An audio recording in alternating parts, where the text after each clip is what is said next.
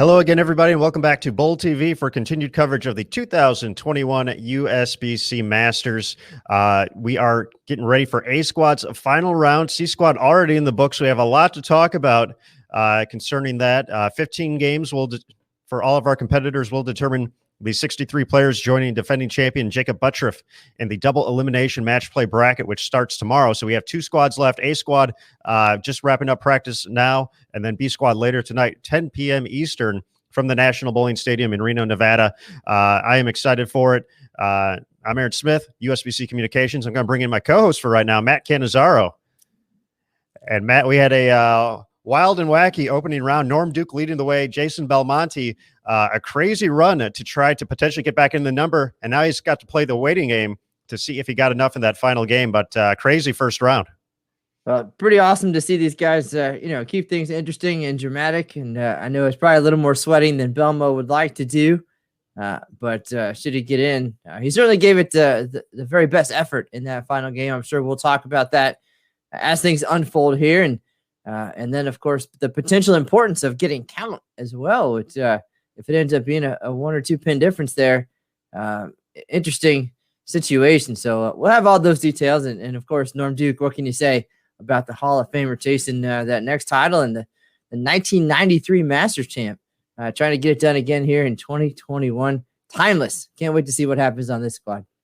Absolutely. We'll run down the stats and more. Let's go to the lanes first before we have a special guest already lined up for you folks. So we're going to hold off for just a quick second before we let you know. But let's go out to the lanes. We got a real nice group of competitors on 45 and 46. They're nice folks, but they're even better bowlers. So let's go to that pair to kind of get things underway. Once again, watching on Bowl TV, you have the option to flip through multiple channels across the National Bowling Stadium, lanes 39 to 72 covered over the course of the house. So you can flip through those if you're on a desktop or a laptop. That's below the video. You can find the channel navigation. You might have to scroll to the right a little bit as well. So all the way to lanes 69 through 72, you'll see that channel. If you're on a mobile device, top right-hand corner, you'll see a little 4-box window pane. I don't know what else to call it. That's what I call it, 4-box window pane. And that will give you the channel navigation to go through. You can find lane pairings, live scoring, results, and more, all the good stuff, oil pattern information, all at bowl.com/masters. So those are going to be your resources. So we are ready to get underway. Nick Crummell, who had a real nice day yesterday to get to plus 129, leading the way.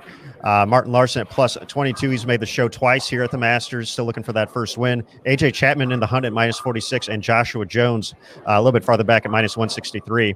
But with that, we talked a little bit about this oil pattern. It's been the talk of the town, and it's the biggest little city. This is the I was ready for a pun, and then I realized most challenging wasn't really a word, so I was gonna stop right there. But this 40-foot pattern, more than 30 mils of volume, has tricked some of the top players in the world throughout the course of this block, and we got the guy responsible for it for you folks. So we are excited to welcome in Nick Hoagland to the broadcast. There he is. Nick, it's great to see you, bud. How you doing? Hey, guys. Good. Glad to be here. Thanks for having me. Well, we certainly appreciate you joining us here, and we've been looking forward to this opportunity for a couple of days now. This pattern has provided an interesting scoring pace. We've seen, obviously the cut number is looking to be under at the moment.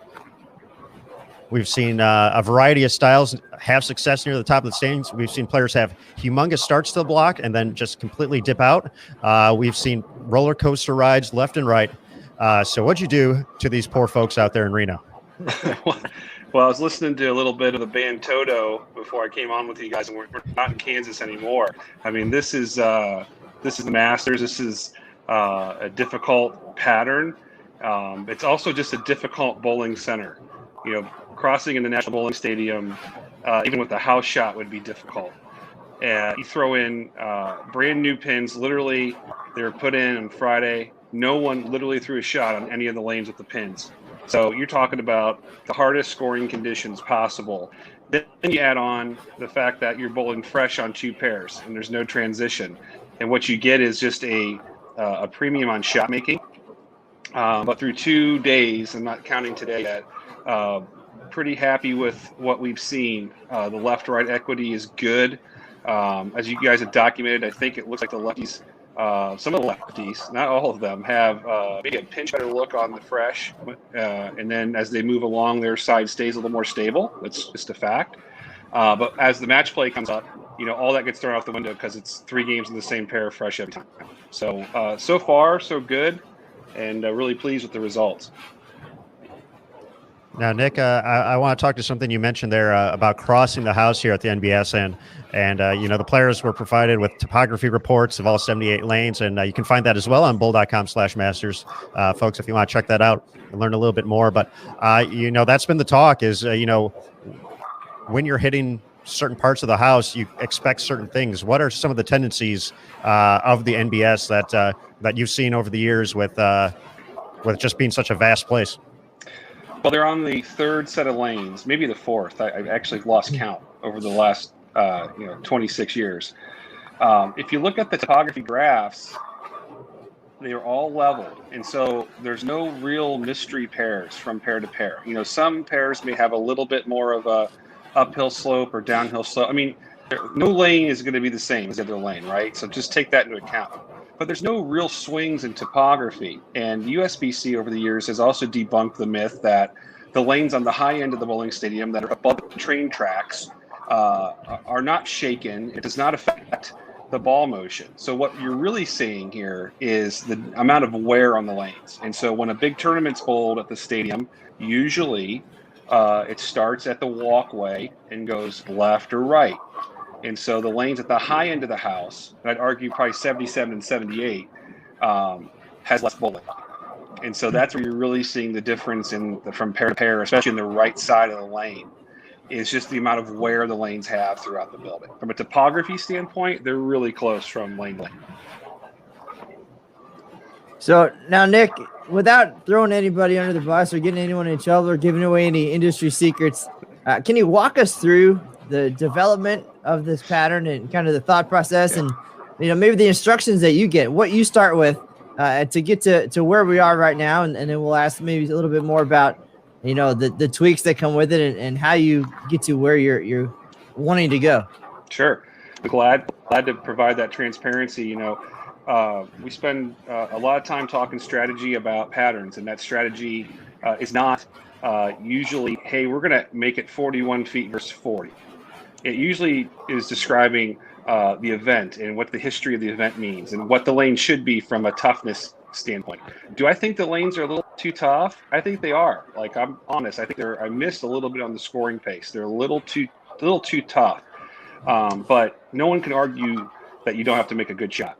And so the process starts with that conversation, looking historically back at results and seeing, in past years, where do we miss on different items. So this pattern is a hybrid of what we ran in Syracuse in 2000, is that 18, Aaron? 2018, yep. And what we were going to run last year at the Grand Sierra before COVID canceled the event. So this is a hybrid between the two. It has the same flat oil on the forward pass, which is really what makes the pattern hard, right?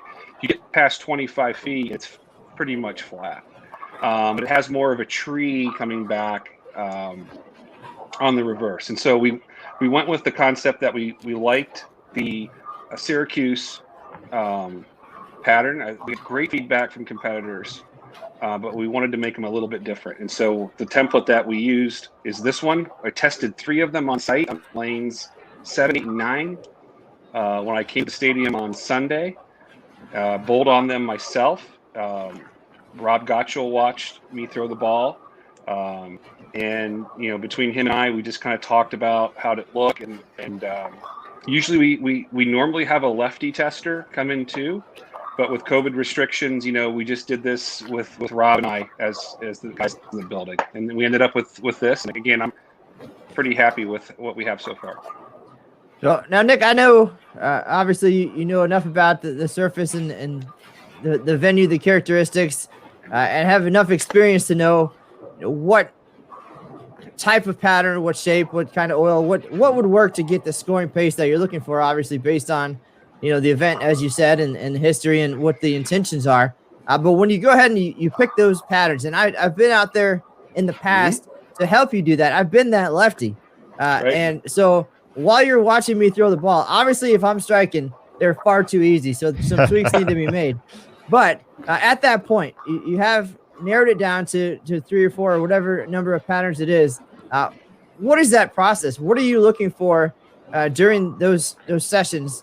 And what happens when, for example, if I'm throwing strikes and the caliber of player that I am, what happens at that point to help you get to exactly what you want? It's a great question. And if I had a definitive answer, then we'd replicate it perfectly every time. It's a lot of watching bowling for 40 years, watching professional bowling for 40 years. Knowing, Matt, when you're throwing it, taking into account that you're practicing among friends, and if the lights were on and you bowled for score, you would not throw the balls well, right? So if you throw 5 in a row on the left side, I don't go, oh my gosh, the left side's too easy. I'm watching to see how you throw it. Did you peer it off your hand? Did you hit your target? And it's literally an educated guess as to trying to predict the scoring pace, right? And there's a lot that goes into that, because if you make the lanes too easy, and the right-handers have to move too much, they're going to lose at least one shot a game from moving, where the lefties don't have to move as much. That's a fact. That's not me bagging on anybody.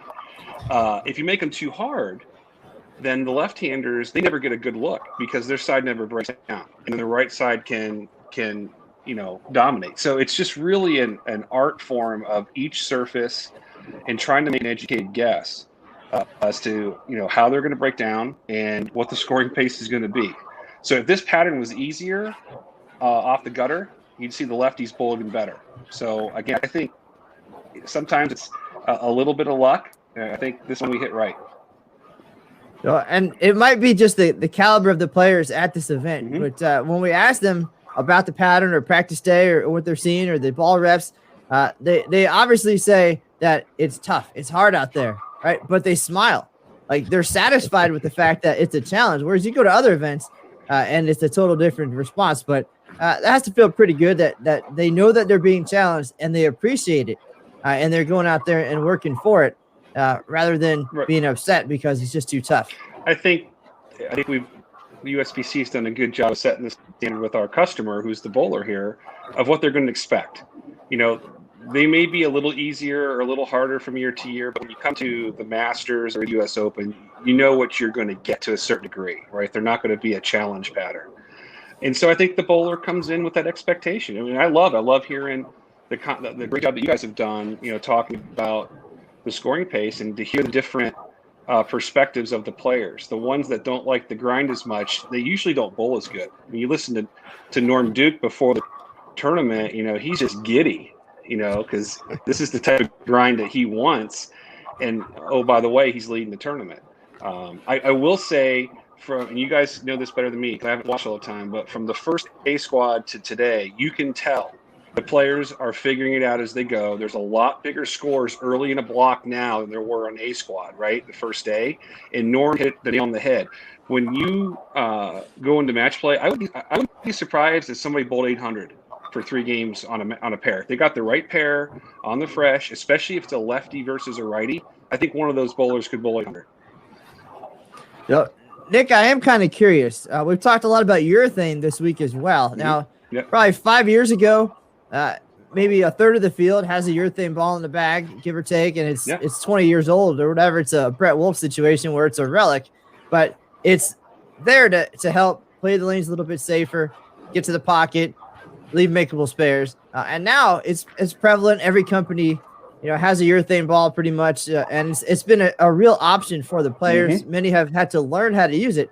How is this different 5 or 6 years ago? And how they attack it? What's the difference in the game plan? It's a great question. Yeah, it's definitely, I look at this, bowling equipment and technology goes in these phases. There was a time in the, early 90s when everyone was throwing urethane, and then here comes these reactive balls, right? And so oil pattern development has to morph and change. And then there was a 15 or 20 year period when no one touched urethane. It was taboo. And now we see this other movement to where when they're hard, or the ball is just too strong off the back end, urethane's a great play.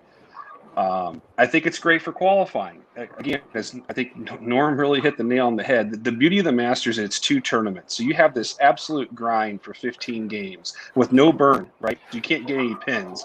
You got to get through that. And somehow you have to bowl a little defensive.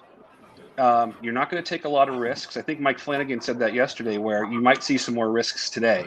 But when you get to match play, if your guy's striking with reactive and he's knocking the 10 out and you're throwing urethane, you plaque 2 10 pins, that's going to cause you to think, can I win this tournament throwing urethane? And that's all part of the allure of the tournament, is these strategic decisions of what to do to get through a match. So I think Jason Thomas said that this is his favorite tournament. ITCs are my favorite tournament, but I love watching this because the strategy of the match is so important. Absolutely, and we'll look forward to that starting tomorrow. We're going to go full screen here for a sec, folks, but myself, Matt, and Nick are still going to be chatting away as we watch Joshua Jones, Martin Larson, AJ Chapman, and Nick Krummel. And once again, you mentioned ITCs. Of course, that's coming up on Bold TV, coming up here early May, heading to Spectrum Entertainment Complex. So, of course, be on the lookout for that. Sectionals coming up a few weeks before that, April 16th through the 18th, all available here on BoldTV.com. Now, Nick, you talked about, you and Rob kind of discussing the pattern and, throwing some shots out there, kind of that experience. I've seen it for events before as well. Did you guys discuss a number? Talk about cut number. That's all right. That's already the hot topic for everyone. What's it going to be? So, coming into this, did you have a number kind of in your head where you thought that top 64 might land? No, that's a great question. I didn't have a number going into it either. But I thought they played harder than how I thought they'd play. But as this tournament goes on, I just think there was some choices that those competitors would rather make. I think a lot of guys started outside, way right with urethane. And I said from day one, and Jason quoted me on it, that, almost a lily there, that I don't see that as being the solution to the question. And you can pop off a good game, but it's just so inconsistent, sort of right to 5 at the bowling stadium on the right side of the lane, that from pair to pair, it's just too risky. So now you've seen guys move into the track a little bit more, some with urethane, some with reactive, and that's where you're, I think, starting to see some of those big scores on the fresh. So it'll be really interesting to see how these guys play the lanes, especially in those righty-lefty matchups, where you have the whole lane to yourself and can carve that up.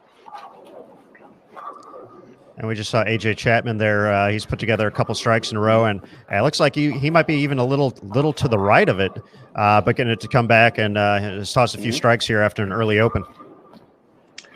Yeah, it's so finicky from pair to pairs. Martin, that looks like reactive, and that's right, the track that's too wide though. So you get the ball kind of wide of 6 going away from it like that, and it's just not going to hook. And one of the reasons for that is there's a speed bump on the end of the pattern, and I call it a roadblock, and we haven't talked much about that.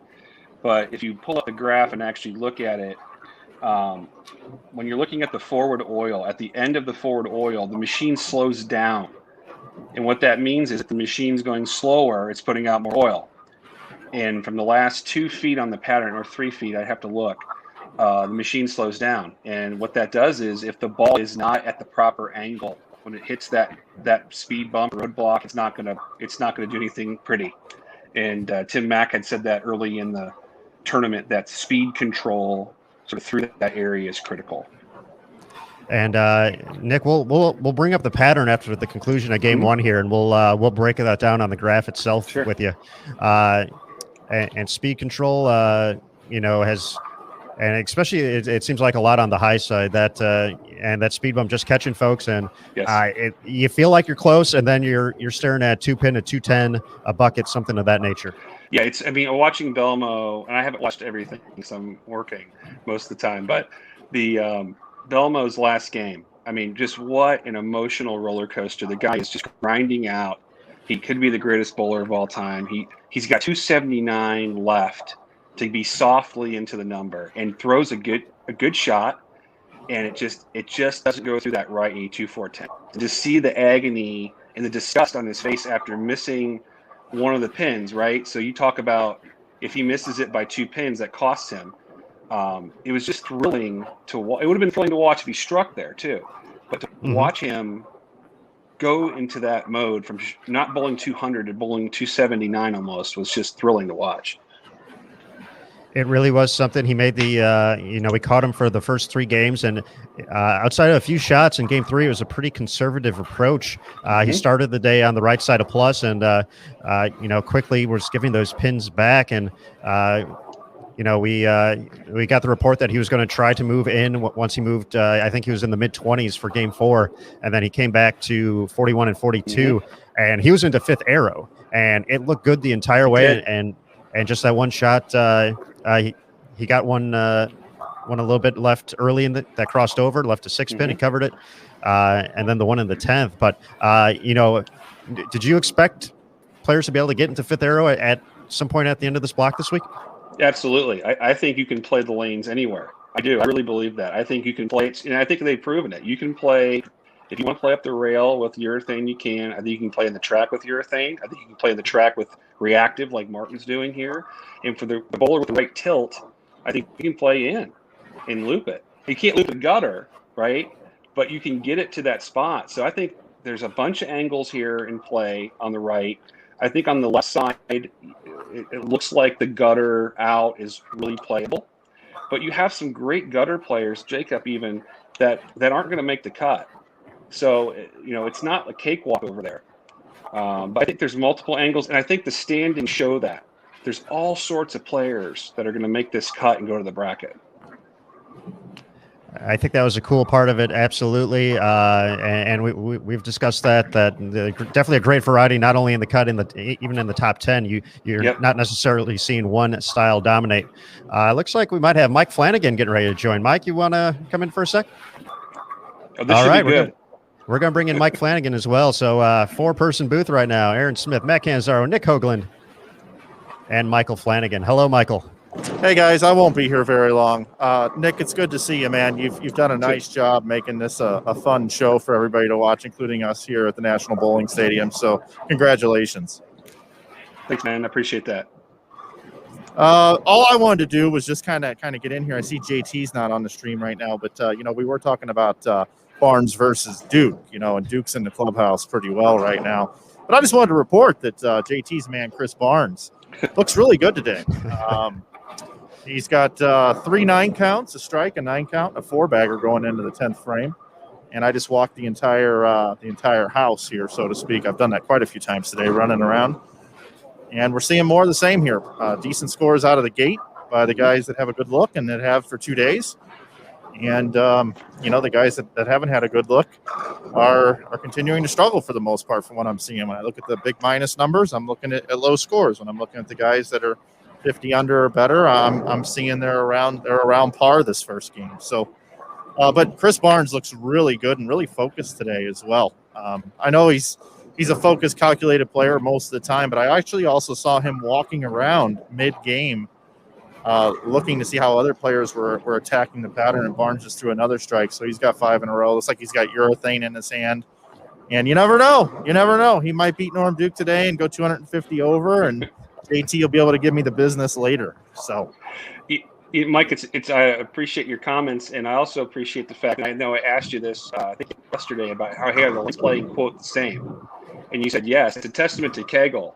They're a great partner of the USBC, and these machines, brand new flex walkers that Gus and Doug Dukes are using. I mean, the lanes are the same every squad, and it's a testament not to the patterns, to the equipment. We're putting 30 milliliters of oil in the lane, of ice oil, and those machines are cleaning that off every time. I mean, they're the same every time the guys bowl, and so. Just to say thank you to them and for those folks who bowl like the Open Championship or the Women's Championship, this is how we're able to have the same shot every squad. It's because these machines do such a fabulous job. Absolutely, guys. I'm gonna get on up out of here. I just want to give you a little report after walking around the entire building the first game, and just let JT know that he has a little bit of life with Barnes through qualifying, even though it doesn't really matter. You just got to make it in, and then We got those match play games coming up. Thanks to everybody who's out there watching as well. I've been checking in on the chat. I've really enjoyed being part of this event. And don't forget to tell your friends to subscribe to Bull TV, because all the really good stuff starts tomorrow. And don't forget US Open on deck next week.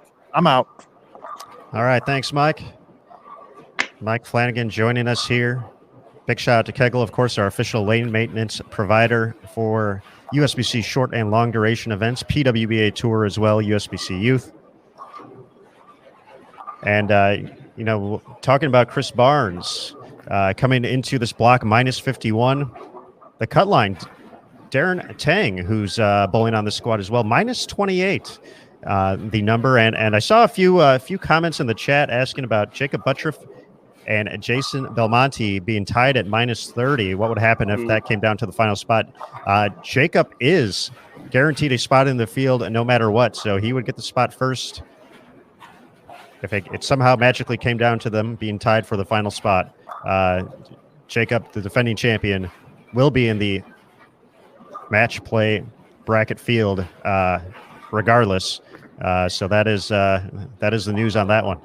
But Aaron, if you look at, sorry, didn't mean to interrupt you. No. I don't know if Larson's thrown on their ball here or he's done, but I mean, just think about where the players are playing lanes on the first day at A squad. A lot of urethane all out to the right. Look where Martin Larson's playing on fresh. He's got some sort of a reactive ball, right, with surface. And I don't know, I'm watching again here. He's probably 15 at the arrows, maybe a little left of that, right to the tracer.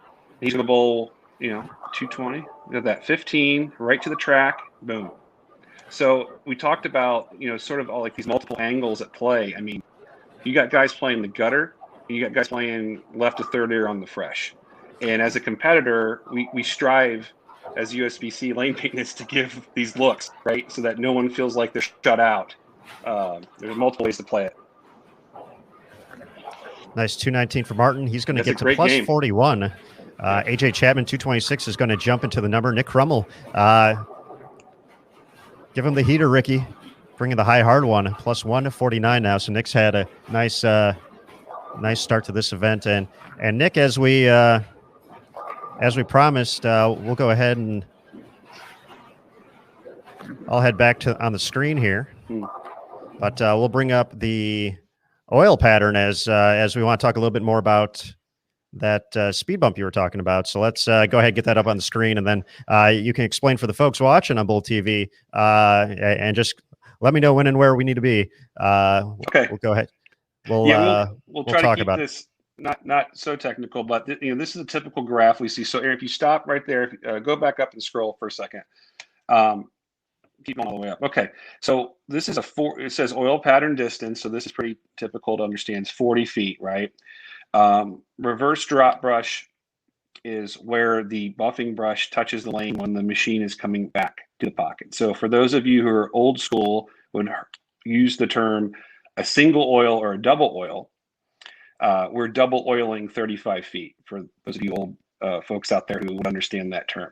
30.3 milliliters of oil. That is a lot of oil for this format. It would not be a lot of oil for a collegiate 6-game tournament. We would put more than that on the lane. And we're using ice, which is Kegel's slickest oil. So part of the difficulty here is that we have a very slick lane surface at the National Bowling Stadium, a tight lane surface, and we're using a slick oil.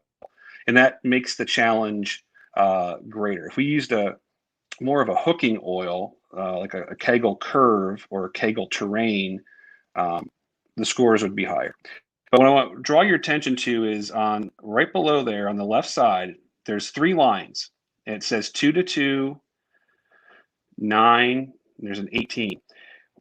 What that is saying is that the machine is oiling from the second board on the left side of the lane to the second board on the right side of the lane. So flat oil 9 times. It's a lot.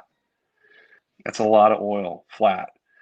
You'll notice right below it, it says 2 to 2 0 times, and it says 18. So 18 is the speed of the machine. So we measure speed in what's called inches per second. So it's saying I'm going to run the machine at 18 inches per second. The key, though, is right below it, where that number drops down to 10. So that machine has slowed down from 18 to 10 at the end of the pattern and is dumping more oil on the lane at the end of the pattern. That is called the ramp or the speed bump. That is really what causes the player some chaos when they're trying to hook the lane. And so it does get a lot of notoriety because it's kind of hidden in there, but the ball reps and the players feel that on the lane. Interesting. There we go. That's we've heard about the speed bump, and that is an excellent description of kind of learning a little bit more about where you can read that on the graph. Right. And so, if you were to put this out with colored oil, so to speak, on the lane, you would most likely be able to see that at the end of the pattern where there's more oil than what's right before it, which is an interesting visual. All right, Nick. Well, we thank you for that breakdown there. Yeah. Anything else from the graph we want to take a look at before we get back to bowling? No, I think that's it. All righty, folks. We'll head back to the lanes here in just a second. Let's take a quick look to see who's going to be available here. Anyone on A squad you might be looking out for, Nick, to kind of break down here for us? I don't have the schedule in front of me. I'm just trying to think who's on A squad that may be relevant to talk about. You guys pick. We can find the conversation from who you guys want to watch for the chat fans. How about Dom Barrett and Christian Azcona? Let's do it. Dom had a real nice date. They're going to be on 55 and 56, so we'll bring that up here in just a second. So 55 and 56, if you're thinking about lane usage in my head here, that's sort of been the dead man zone. So I would say the three centers are broken up in my mind, roughly. It's sort of like lanes 1 to 40 is one type of wear, and then 41 to like 60 is a middle wear, and then the high end doesn't have as much wear. So they're kind of in this hybrid, I call it the hybrid zone of lane wear here at the stadium. Any 4.9s on the first shot, right?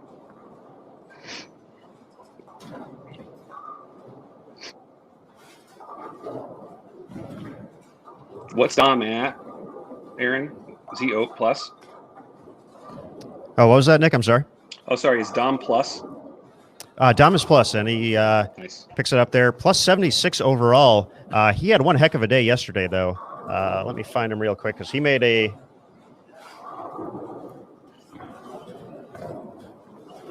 Let's see here. Yeah, Dom went 138 over yesterday after going minus 59 in day one. So he had games at 231, 233, 222, 222, and 230 to get to plus 79. So looked like he was right around par in game one, 197 based off of that score. So Dom had a big day yesterday. That's a great bracket set. Great. Oh yeah. You're going to the pay window with that. Hey, Nick, speaking of which, big bracket sets and big payouts, we've been talking a lot about the stadium, of course, being just how it plays from end to end and some of the characteristics. But out of curiosity, which is the Eagle winning pair? And we've talked a lot about nostalgia and walking in and just the feeling of coming up the escalator, especially knowing that you're a champion there. But what was the pair for you, and what is that feeling like every time you walk in the door? The best pair in this house, and it's been like that since I can remember, is 29 and 30. It is the pair to the right of the walkway. There is something magical about the pin carry in that pair. You could probably ask Jeff Riddle to tell you the same thing. A lot of big sets have been pulled on that pair over the years. So to me, that's it. It's a no-brainer, and that's carried through now on 3 or 4 sets of lanes, and also 2 sets of pin setters. They're on their second set of pin setters at the stadium, but there's just something about it that just gives you confidence. I love the stadium. I love Reno. I loved Reno when other folks maybe didn't love Reno. It's comfortable. I know where I'm going. I know where the restaurants are at. And with Reno's economy booming because of tech and logistics, I mean, what's happening in that town, that area, is just making downtown even better. So, and what the remodel, the stadium is just fabulous. It's beautiful. So big kudos to Reno. We feel the same way, Nick. No doubt. Love it. I mean, Aaron, Matt, we could go to Roxy, right? That's our place. I want to go sit there. That is the spot. Yes, sir. 4:30 to 6:30 daily. One of the many hidden gems in the downtown area. Mm-hmm. Well, not anymore. Oh, that's true. We got the Bowl TV world, the simulcast of Flow Bowling all know about Roxy's now. Swanky little joint right there on the cusp of El Dorado and Silver Legacy. It's the perfect spot to sit down and relax and talk about a day in the lanes at the NBS. And what did Nick Hoagland do to me today? Man. It's a good shot there. I don't know what his last name is, but it looks like it's Cody. He's got reacted. It looks actually playing the lanes right where Martin Larson's playing them. Sort of in with reactive. He's got a higher rev rate. And so it looks like these guys are getting their ball to push through the middle part of the lane. And again, this is an angle that we did not see nearly as prevalent earlier in the tournament. That's Cody Rodner. Cody's minus 201, so some struggles along the way through the first 2 days. But now, Nick, when in talking to some of the ball reps throughout the course of this, they referenced this as an old school pattern. They said old school. A few guys referenced and said it feels like the mid 2000s. So for you, when you hear that, A, how does that make you feel? And B, you know, what are they seeing? What was it like out there during that time that makes this pattern more of a throwback compared to what these guys may typically see out on tour? Yeah, I don't know. I think some of those guys are just getting old and they have memory loss. This kind of 2-2 at the end of the pattern is something I never used until probably 5 or 6 years ago. I think, though, they're referencing is that, in the early 2000s on the PBA tour, we went through the sport bowling phase where we were under 2-1, and they were just absolutely brutal every week like this. And over the course of time, they softened up a little bit. But I just think they're reminiscing a little bit about the type of shot that will score and the variety of angles that can play. And, perhaps today they feel from week to week they don't see that on the tour. I don't know that for a fact, but it seems like that's what they're saying. And this pattern allows the hook to play, the straight to play, the left to play, and maybe they're just referencing that part of the tour, their tour life, when maybe that happened more regularly. Barnes, right, especially, his memory's getting really bad. I have to say, how many friendly texts did you get over the course of the past few days, just saying thanks for this fun experience everyone's having out there? None. They know better. I do get them from people who don't bowl, ironically, that are sort of, they don't have to go through it. So they say, hey, great job. This is great, but they're not the ones that are bowling, there's probably a perception out there. I think, Matt, you mentioned like I'm sitting there twisting my mustache or something. It's not. This is very strategic of what the history of the event has had and what the customer expects. To what you guys said, there's going to be griping no matter what pattern you put out, but you talk to all different types of players and they're like, okay, I get it, right? This is the Masters. This is a major championship. And so the lanes are going to be hard. And maybe they're a little too hard for me, but that's okay. So I think we're just trying to delight the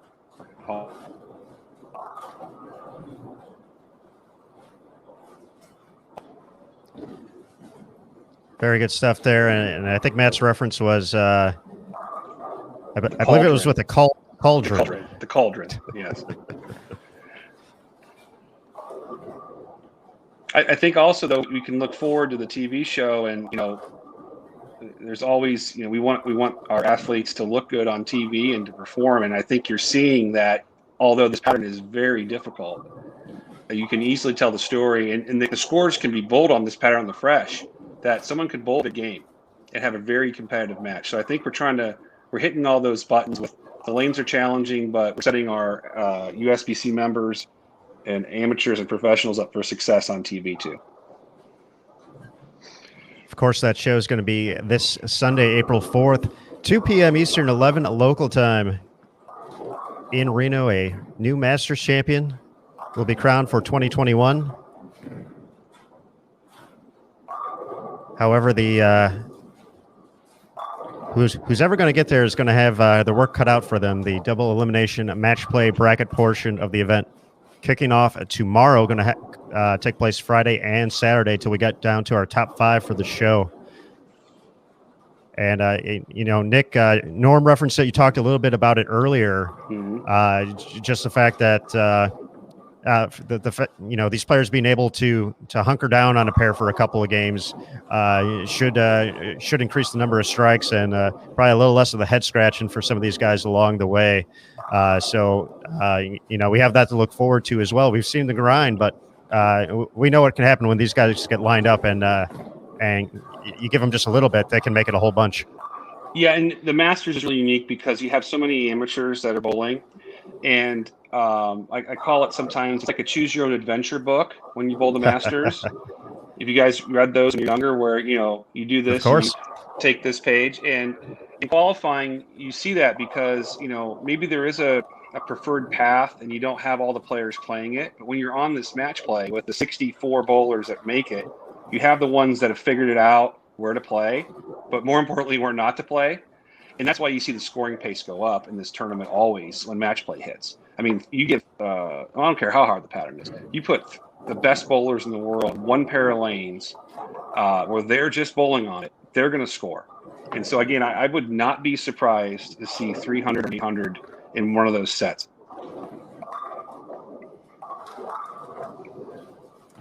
There we got our first strike from Dom. Beautiful. So he's playing, I just caught the tail on that. Looks like he's using urethane. Looks like maybe playing at 8 to 5-ish. And then we also saw, just the game before, a player playing sort of 17 to 7 with reactive. So you got those two looks already. We've seen the squad on the right side.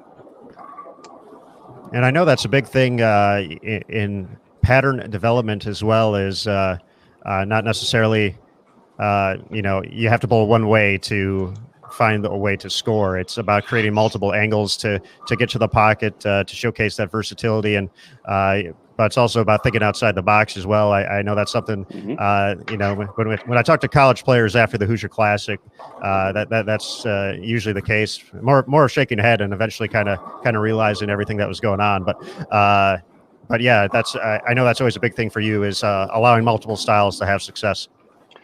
It is, and what I don't like about bowling, I don't like called golden tee bowling, where you have this predetermined path of how the putt's going to go and how the lane. I like people to think. I think the bowlers enjoy that.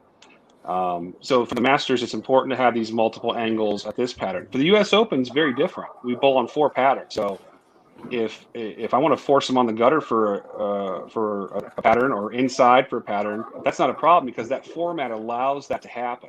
This format does not. This format, you need to make sure that you have more than one angle in play for the competitors because there's only one pattern. All right, taking a look around at live scoring, folks, right now as we kind of settle into this game. Might make a switch. AJ Chapman, who we saw put together a nice opening effort, has gone strike, spare, 5-bagger. Martin Larson on that pair. We watched him a little bit in game 1, and everybody bowling pretty well overall. So let's take a look and see kind of how that's transitioned for those guys. We'll head over there in just a second, but remember, everybody, that the PWBA Tour is coming back here to Bowl TV in just a couple of weeks, starting April 22nd through the 24th. We'll get Christian Schott in here, and then we'll make that switch. So he gets that hit. But the PWBA Tour is going to be on Bowl TV throughout the course of the season, and that is kind of a look the rest of the way out. So 20 events total on the season, 3 already in the books with the Kickoff Classic underway. So that part of the package here on Bowl TV, looking long-term, monthly or annual subscription, see the best female players in the world on the PWBA Tour throughout the 2021 season. Just some great centers on that schedule, great proprietors, great people on there. John Lucido, Brent Prentice, all sorts of just great people hosting those tournaments. So looking forward to that.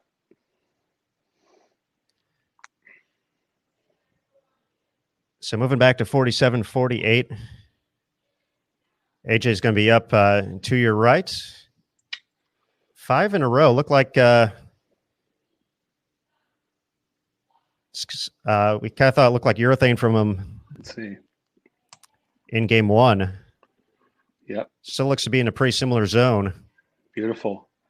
Gets him to dance. So that's that, sort of 8 to 5 angle. If the ball goes kind of right at 5 here, it's night. So he's literally playing the quote gutter, because if he misses a board right down lane, he's going to get 6. Now let's watch when Martin Larson. Let's see if he's playing completely different part of the lane. So what's really ironic is Martin Larson, lower rev rate, throwing reactive inside. AJ Chapman, higher rev rate, playing outside with urethane. So he's a little straighter on this pair. Did you guys notice that? He's a little bit more to the right and up the back of it. So I think he looks like he's about an arrow. Well, not quite an arrow. 3-4 boards right of where he ended that last game. Yeah, he was closer to 15, so that looked like just a jump. So, yep. And this is a fresh pair again. So that's really right. You just talk about the pair to pair.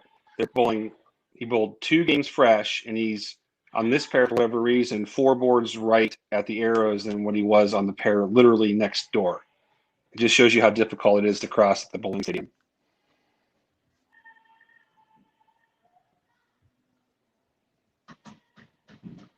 Cromwell playing right, but he's playing straighter than, so Chapman's kind of going 8 to 5, a little bit more looping, and Cromwell's just piping it right up 6-7 straight. So you got 3 different angles of guys that, all are going to bowl 200 on this pair. And that shows the variety of different angles and different ways to get there. 3 players doing 3 totally different things. 2 different types of bowling balls, surfaces being used, cover stocks. Correct. And if you get a touring professional and have a real conversation with them, they know from week to week that the gutter's going to play one week better, or the lefties are going to have it better, or whatever. There's a flow. They just want to feel like they have a chance. And so again, as I mentioned at kind of the top of my comments, I really think that we've hit the nail on the head here, that all different types of styles have a chance this week.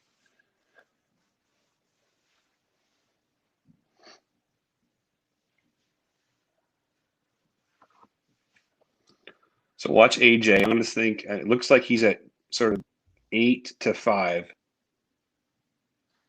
Around the edge. Boom. I mean, he could bowl 280 here. What is he, minus 20? Minus 20 to plus 60, just like that. A huge jump. Right. I think the other comment I'm making, we spoke about Belmo earlier, and I don't know if you would ask him if he was playing safe today, but this kind of feels a little bit like day 3 at the U.S. Open last year, when they were really harder than this. And you had those bowlers that were kind of, I don't know, what's the magic number in your head where you feel safe, where if you bowl 190 every game, you're going to make it? And then all of a sudden you split a couple times and you start thinking about the number, and the number just pops in your head. And I think you're going to see that tonight is, do I play it safe? I'm even for 2 days. Do I continue to play it, quote, safe, or do I have to switch to try to be aggressive? And how am I going to play the lanes today versus the other 2 days? That number is going to be so important. I love it. It's going to be great, folks. 10 p.m. Eastern, 7 p.m. local time in Reno. B Squad, the last group to do the dance here in qualifying.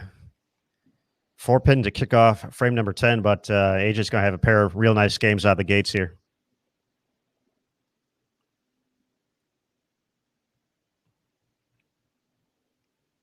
Yeah, these guys got it figured out. Now, if they could just stay on this pair for 3 more games, they'd be real happy.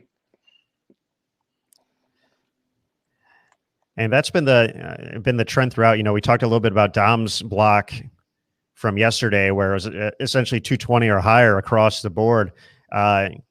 and I'm sure talks to different parts of the house, just the different shapes and how people see the lanes. But yeah, I found it so interesting, and I had missed kind of the first 2 blocks yesterday as we prepared for a different project, and coming back and looking at the score sheet, it was so strange to see the variety of ways people scored, but nobody was really that consistent the way Dom was, where it was 220s across the gate. We had some folks who went crazy out of the gates with some big numbers, and then all of a sudden you would see kind of just the big drop off there, and then all of a sudden it was fighting 160s, 170s for the rest of the block. And I found that part to be so interesting, and I'm sure staying close to the first 2 pairs and then making a bigger jump to a different section has a lot to do with that. Mm-hmm. And you saw AJ there just on his fill moved about 10 left with reactive and just spun it right to the track. I'd say it'd be interesting, Aaron, if you don't, you call the shots. If you could take this pair and move, I don't know where they're moving to. Are they moving in range? Or are they moving out of camera range? Let's see. We have it right in front of us. Game 3, they are going to 57-58. So we could watch them one more. Let's do that. Let's go over there for the first ball and see if they've done, I guess, do they have homework done? Like, have they looked at the lane graph? Has their ball rep said something? Do they play the lane differently from the first shot based off some knowledge, or are they going to throw their line they just played on this pair and see what happens? I think that would be interesting to see how they do, because the key to scoring in a tournament like this is how quickly can you figure out the pair. If you go open, it takes you 2 shots to figure it out. You just lost 40 pins. And so how quickly you figure out the pair is really important. All right, we can definitely do that. No one on 57 and 58 right now, but during game 1, that was that pair featured Ildemaro Ruiz, Derek Handy, Michael Tang, and Sean Jones. So I assume Tang's been throwing urethane pretty much the whole time, I think, when I've watched him. So I don't know how many of those other players threw urethane out. We'll see. If there was a lot of urethane out and these bowlers stay in the same spot, I'd expect them to come up light or miss the head pin right on that pair with their first shot. So we'll see. We'll have to see.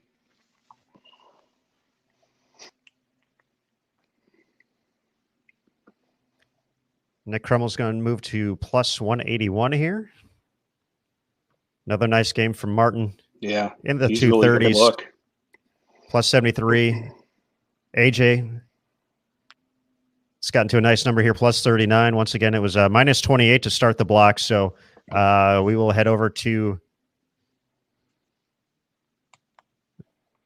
their next pair. But folks, as we do that, let's take a quick look at the Bowl TV schedule for the rest of the week here at the USBC Masters. As you can see, we start bracket play tomorrow. Continue into Sunday before we get to the TV show. On Sunday, we'll have some post-game and our pregame and post-game as well. So a lot of excitement. Michael Tang, Sean Jones, Ildemaro Ruiz, and Derek Handy finishing up here. Michael Tang, 198, so he's going to drop to minus 62. For Ildemaro, going to get to plus 46. So Derek and Sean a little bit farther back. Nice game coming together here, though, for Derek. Let's toss a couple strikes up there. So, potentially a chance for these guys to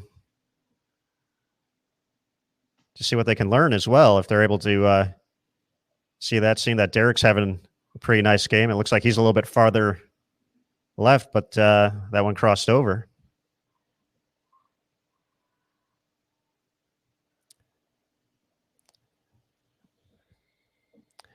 I just realized I forgot to take the overlay off. Sorry, folks. Well, a nugget about the TV show, the traditional TV pair at the stadium is 25 and 26. That's the pair they used in Kingpin. And there's a 300 game shot. But this weekend, we're using 23 and 24. So one pair left of that. Not sure why that is, but that pair has been used, I believe, one time before. But same area of the building, the low end, but just one pair left of normally where TV is bowled.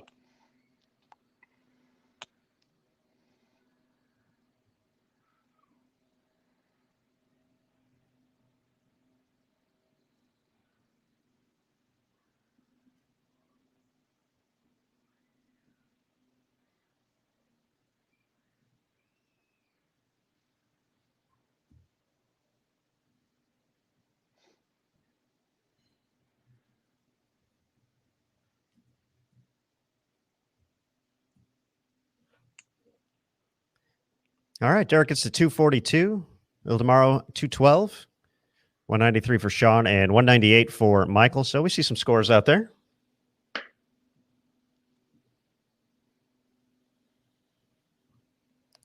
Once again, we're following the group we just watched. Saw some high scores. Joshua Jones, Martin Larson, AJ Chapman,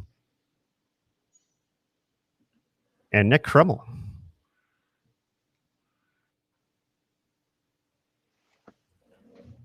Gonna be coming up here next. We do give the competitors some time to move. You'll hear an announcement from Damon Sirocco, taking care of business on site. Once again, part of the safety procedures and protocols in place this week.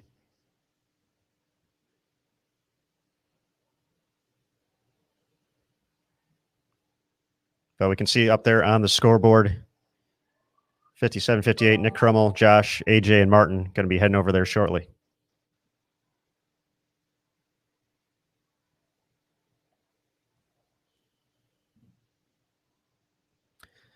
So, Nick, I know you just wrapped up a busy collegiate season. We were at the Hoosier Classic back in February. I know you had an event this weekend, the final regular season event of the 2020-2021 season. So tell us a little bit about the collegiate bowling experience this year for you. Yeah, it was an odd one for everyone. We run several tournaments, and our goal was just to let these guys bowl.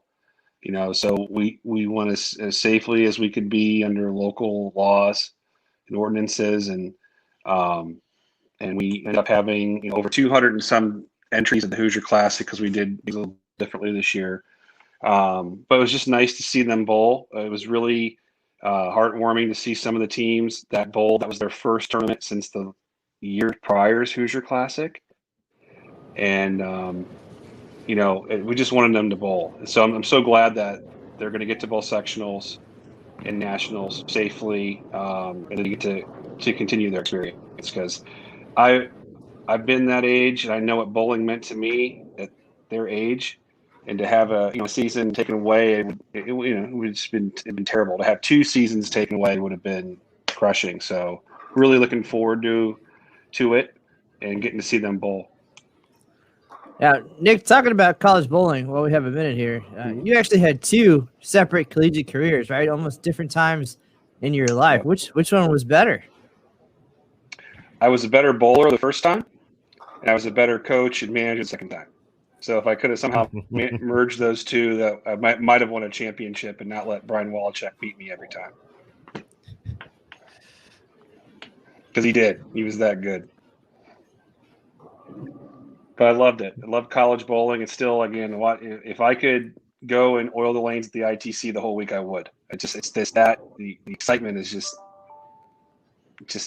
awesome, to watch that happen. It's a privilege to be able to get to oil the lanes for that. Definitely one of the highlights every year, the ITC, the ISC, heading to Grand Rapids, Michigan. Spectrum Entertainment Complex hosted the 2001 ITC way back when. I believe Western Illinois and Nebraska claiming the titles that particular year. So potentially for our buddy Sean Walkner, I think he was on one of those Western Illinois teams. So maybe now coaching at Wisconsin Whitewater. So maybe a repeat experience for Sean coming up here in the next couple of weeks. But you talked about just great memories, and we all have our special moments from these events that we take with us forever. And at the Masters, Nick, we've gotten to see so many memorable moments. Do you have one in particular that stands out? At the Masters, I think the one that comes to mind when I was in college, because he was so good, was Brett Wolf winning the Masters with the blue hammer and on a pattern that I would say was not lefty friendly, and he just ran everybody over, and on TV just ran them over, and it was just so impressive to watch, because at that time when he was in his 20s and he was bowling for Arizona State, he was that good. I mean, he was just fantastic. So that's probably my greatest memory. The one more recent is I like the Syracuse show. I like the variety of styles. Now I'm in the lane maintenance world. I like the variety of styles. I got to the Masters show at in Syracuse. That was, for me, was a highlight. But going back to the ITCs, this is also the 20th anniversary of Pete Weber's 299 at Spectrum Lanes in Grand Rapids on the PBA Tour. There we go. Yep. Spectrum, a longtime host on the PBA Tour, and excited to get back there. Grand Rapids. It's been a while since I've been to the area, but I've had some good times there over the years. So I know the city in talking to the sports commission folks over there. They're very excited to have the event as well. So definitely some things to look forward to for the collegiate student athletes out there. And AJ is pointing a lot right now. Yeah, he is. That's my one takeaway right now. He's ready to go. Am I going to move 5 left here blind? Is what he's trying to figure out. Let's see what he does. So remember, AJ was playing, I'd say, with urethane, the black urethane ball, I'd say right at like 8 or 9 at the arrows and out to 5, 6. So let's see if he does that again and see if it's the same reaction.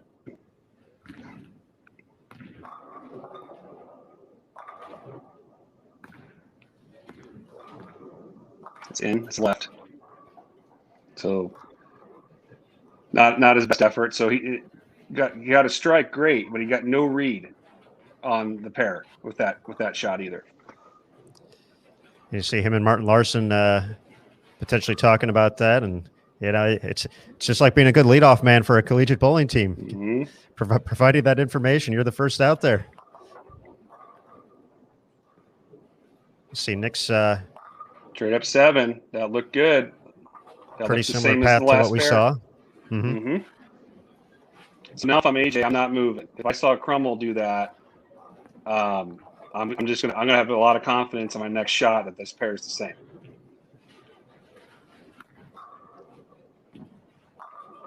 And you know what? Pretty similar for Martin. So, if I had to bet right now, I'd tell you these guys are going to bowl.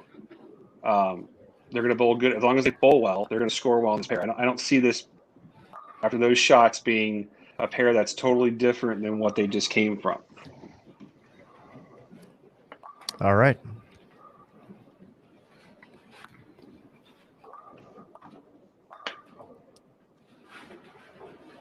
We'll get a first look at Nick here on lane 58. Once again, the most direct of these 3 guys who are plus at the moment, and just a couple of games away from securing a spot in the bracket.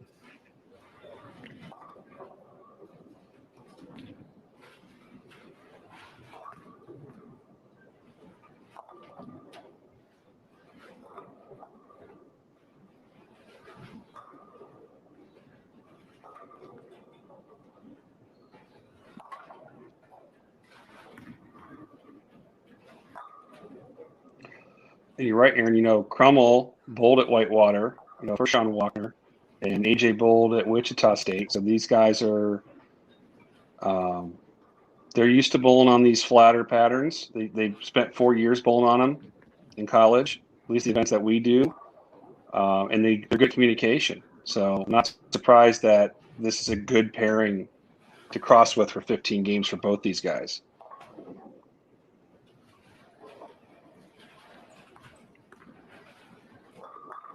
Oh, that's pretty good right there. That's and there've been quite a few ring 10s this week that have just been, you have your 8 pins for the righties, the 9 pins for the lefties, but man, it looks a little left here. He's making a jump, big jump. He did. Wow, that is an unbelievable move. He tested that in the 10th frame of the last game and struck, and he must have saw something on that first ball that went Brooklyn that said to him, hey, I'm going to make the move. And by the way, he's so far into the number that this is not a huge risk for him. So he's maybe trying some things out, too, to see how they work for match play. But that's a great move right there. Now he's kind of in where Martin's at, but Martin with less hand and more back of the ball. little wide, comes back. So again, this pair looks good, guys. I think you're going to see some scores here.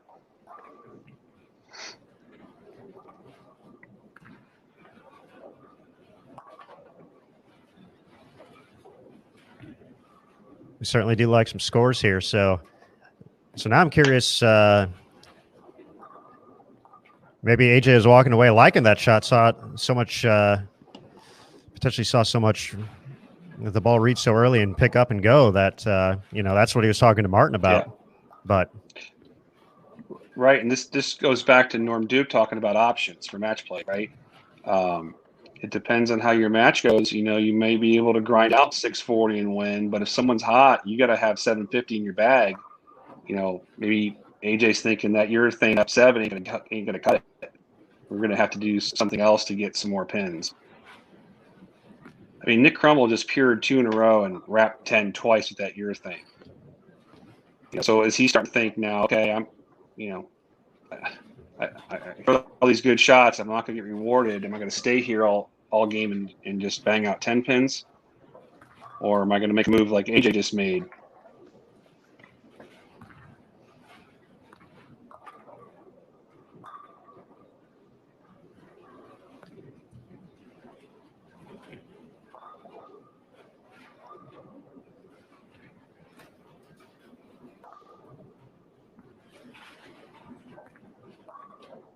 He missed in there and only 4 pinned. So that's definitely a good look for him.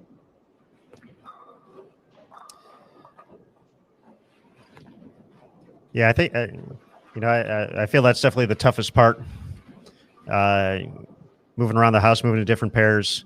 So I think making the big move, going strike 4 pin, based off of everything that AJ has done, he's reading it well. He's making the shots he wants to make, and could be in store for another big game. Once again, he's journeyed quite a bit from the start today. Started minus 46. All right, up to plus 39.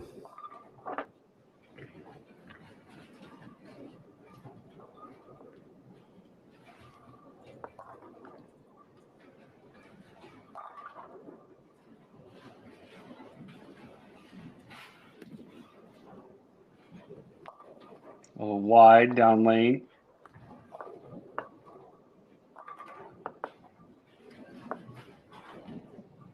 Martin doesn't look like he feels as comfortable. I can just tell by his body language, and it feels like he doesn't think he has room to the right or the left. It makes sense because AJ's circling it, and he's got it. So I wonder if Martin's going to start to move in a little bit deeper where AJ is. Like, that's pure right there. Oh, wow. He threw that good, unless it was slow, and I couldn't tell, but that ball really picked up. And there's the decision, right? You move in with the reactive ball, high rev player, and you pure it. It looks like you throw it really good, great line, and the ball just picks up a pinch early, and you almost big 4. Where if you do that with the urethane, you're probably not going to big 4. So that's the gamble. High risk, high reward.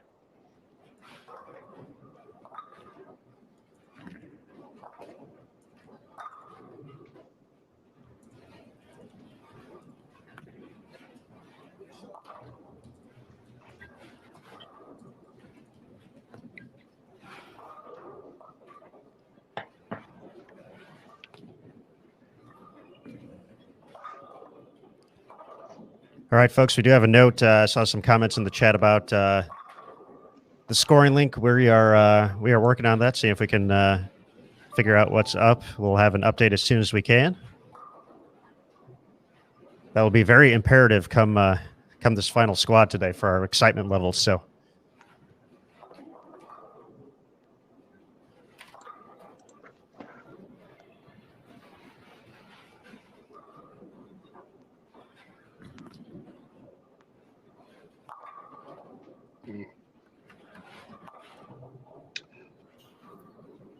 That ball got back, but was kind of lazy down lane. Mixed him up, but he'll flat 10 on that angle. So I'm interested to see what he's going to do.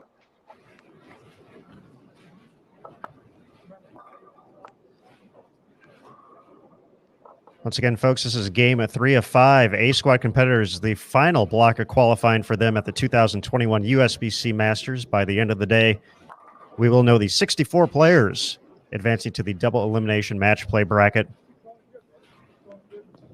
3-game total pinfall matches will be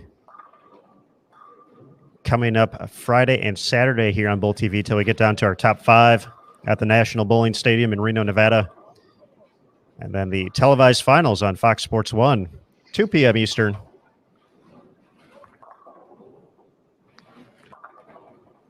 (11 local time). Oh, missed left.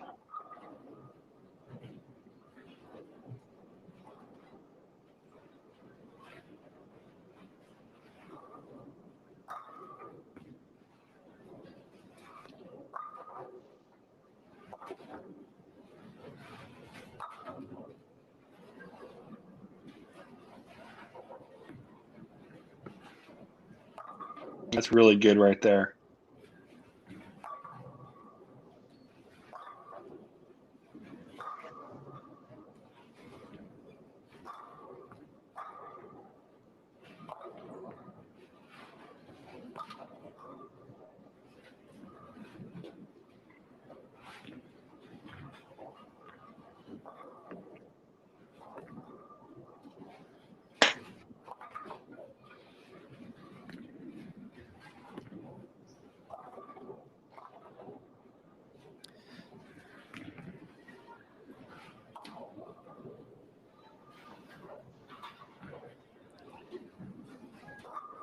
All right, folks. For those checking the standing sheet, give it a refresh. See if you can see A squad after 11. Looks like Gary Faulkner Jr. has continued his pace, 240 in the opener. That was one of the things he talked about as well in a couple of his interviews, talking to Matt Cannizzaro for our Bowl.com recap and video interview on our social media channels, the Sport of Bowling USBC on Facebook, at USBC on Twitter, and at US Bowling Congress on Instagram. About, day one, he had some success on the fresh and then sputtered a little bit toward the end of the block, struggled out of the gates yesterday, then found it late. So he said he really wanted to focus on making sure he felt really comfortable on the fresh, knowing he's going to see a bunch more of it if he makes it onto match play, which he is basically pretty much going to do regardless of outside of a catastrophe happening in the final 4 games. So 240 out of the gate's a good sign for Gary, who's been super consistent here throughout the course of the week as far as his standings or his spot on the leaderboard. Second after day 1, first after day 2.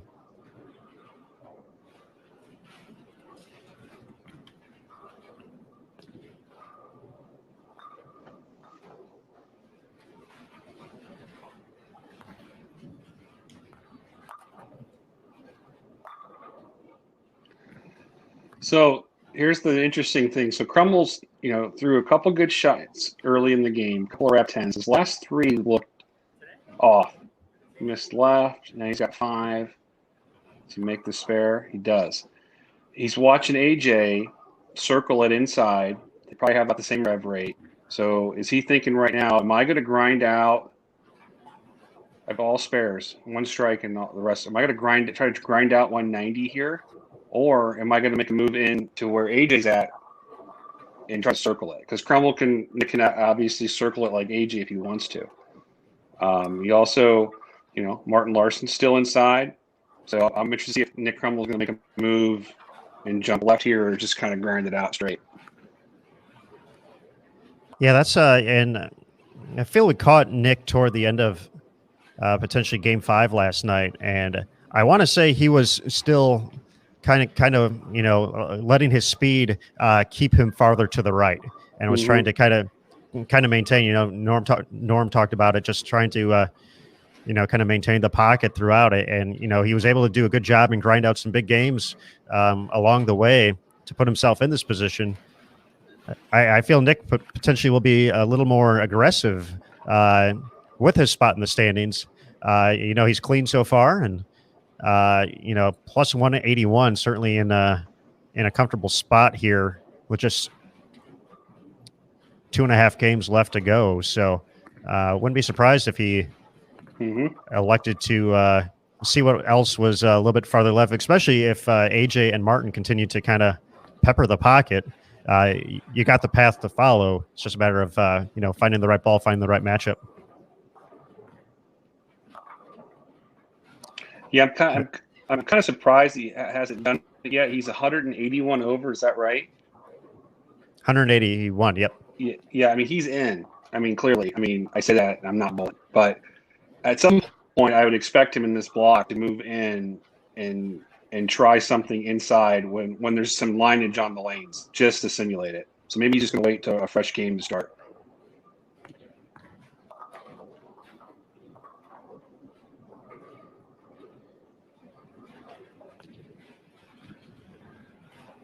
And you can see AJ frustrated from his motion. It looks like he felt like he grabbed it or got up the back of it a pinch. It rolled up early, didn't store enough energy. And all of a sudden, it's 3-6-10.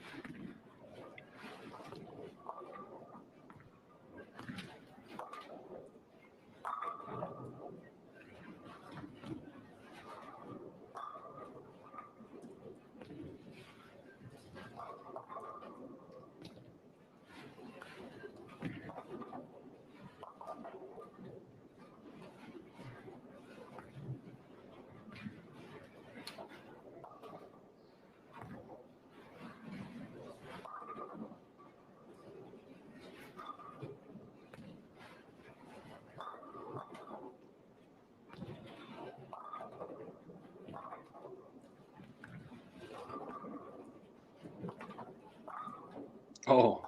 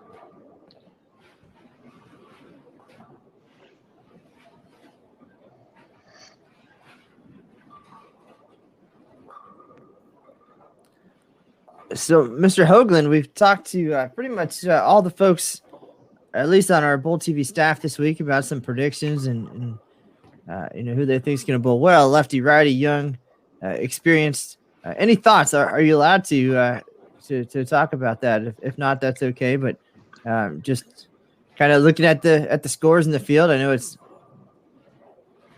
we're getting to it. Yeah. Do you have any thoughts? It's a great question. No, I mean, we don't ever go in trying to favor style, and we discussed on here. I think you're seeing multiple styles are in play for sure. I think you're going to see one of the old dogs make the show. That'd be my prediction. Whether I hate me for saying this, but whether it's a Barnes or a Duke or somebody like that, I think you're going to see Clemkin. You're going to see one of those type players that are grinders. I think get to the show. So that's my prediction. Fair enough. I mean, taking all the science out of it, just going with the heart, and that's certainly a good suggestion. I think personally that we're going to see some youth in there as well. Maybe a junior Team USA member. That was my thought earlier in the week. There's just such a huge amount of talent there, and many of them doing very well so far. Yeah, you're right, guys. I mean, and the way these younger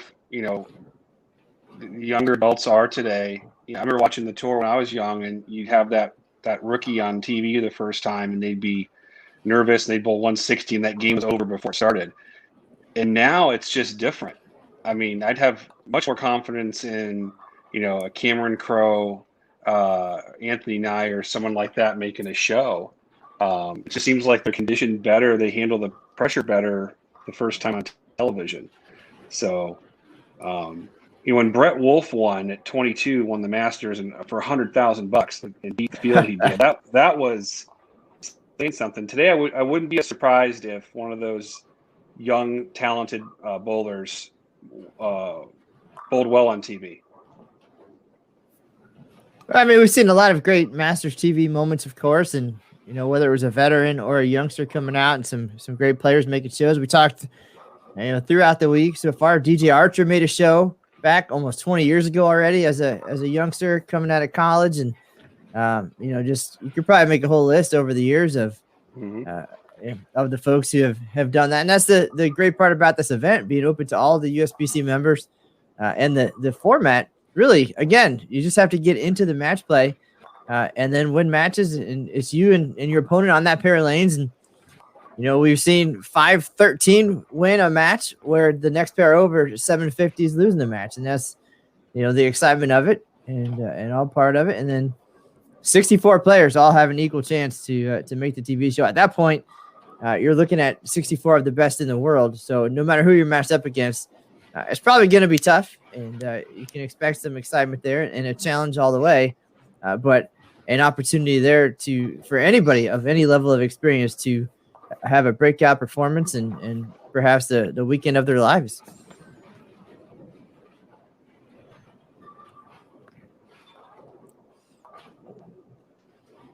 Guys, I don't know.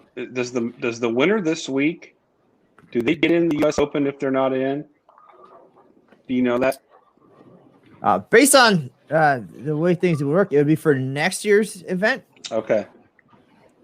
But perhaps JT is available for further explanation if I'm misunderstanding. But the 2021 U.S. Open should be based on performances in 2019 and 20. Okay.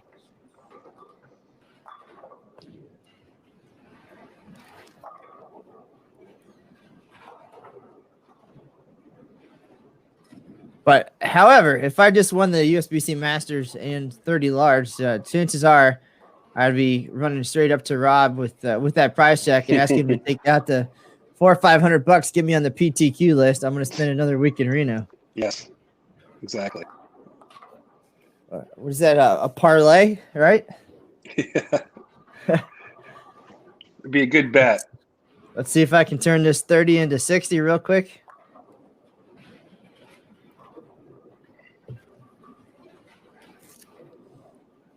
But I'm sure you have some more tricks up your sleeve for the U.S. Open. 4 patterns coming up for that. So you always make it a nice variety and a nice challenge. And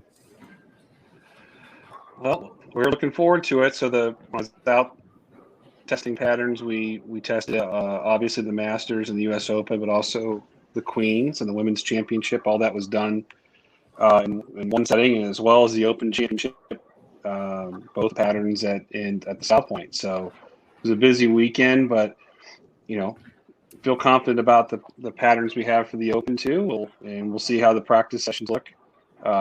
It's always fun to get to be a little more creative, especially at the U.S. Open, because it's such a controlled environment with the number of games. It's only 8 games for the first 3 patterns, so you can sometimes get a little more creative, which we've seen in the past.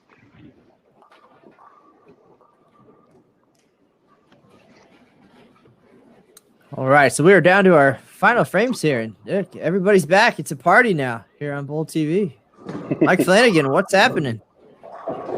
Hey guys, Nick's still with us, huh? Still here. Yeah, hasn't moved me up yet.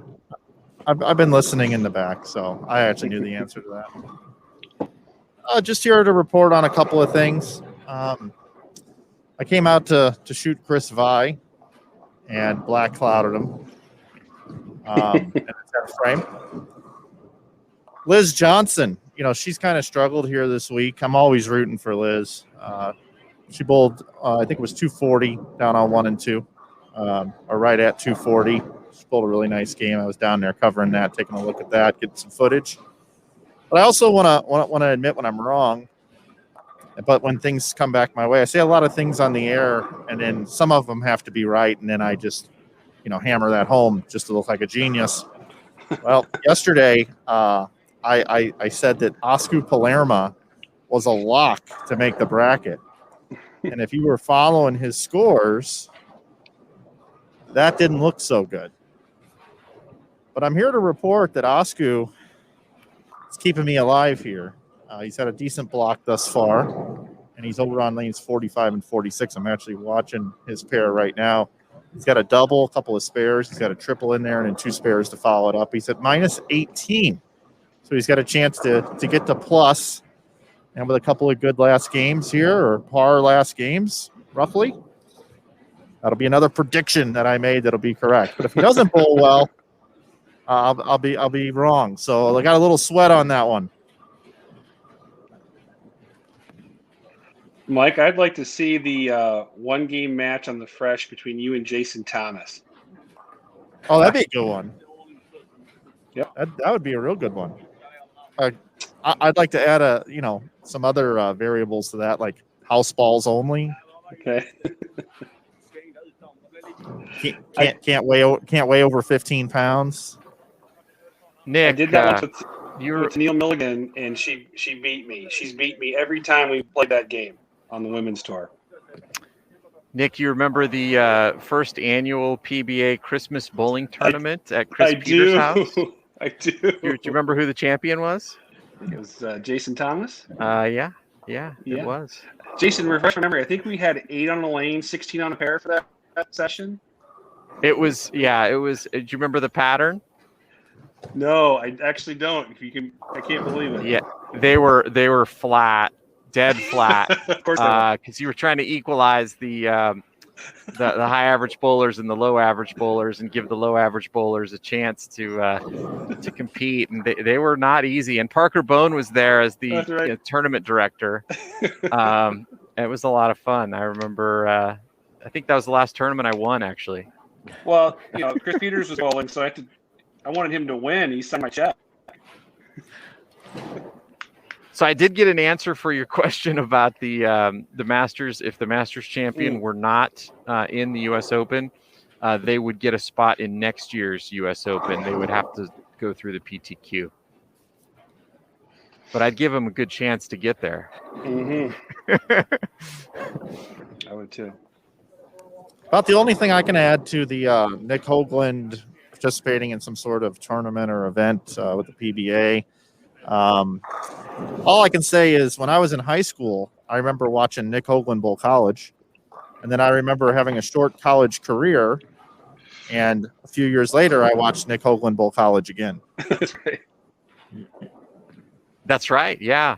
Nick Hoagland was the person, and I'm talking about him like you're not sitting right here, Nick, but it's weird with this virtual stuff. But Nick actually made me realize that it was possible to average 250 in league. I didn't think that was possible. And then we bowled a summer league at Leilani Lanes. Man. And I averaged about 235. And I think I bowled 800 too. I think that might have been one of my last 800 series. And Nick averaged, I think he averaged 260 for the summer league for about 33 games. Man, and they were so sweet. But I saw it and I was kind of like, you can average 260 now. It was kind of like a, mind blown moment. But I guess that's a good thing. But but no, it was just a different mindset, because I always thought, 230, 235, that's about as good as you can do.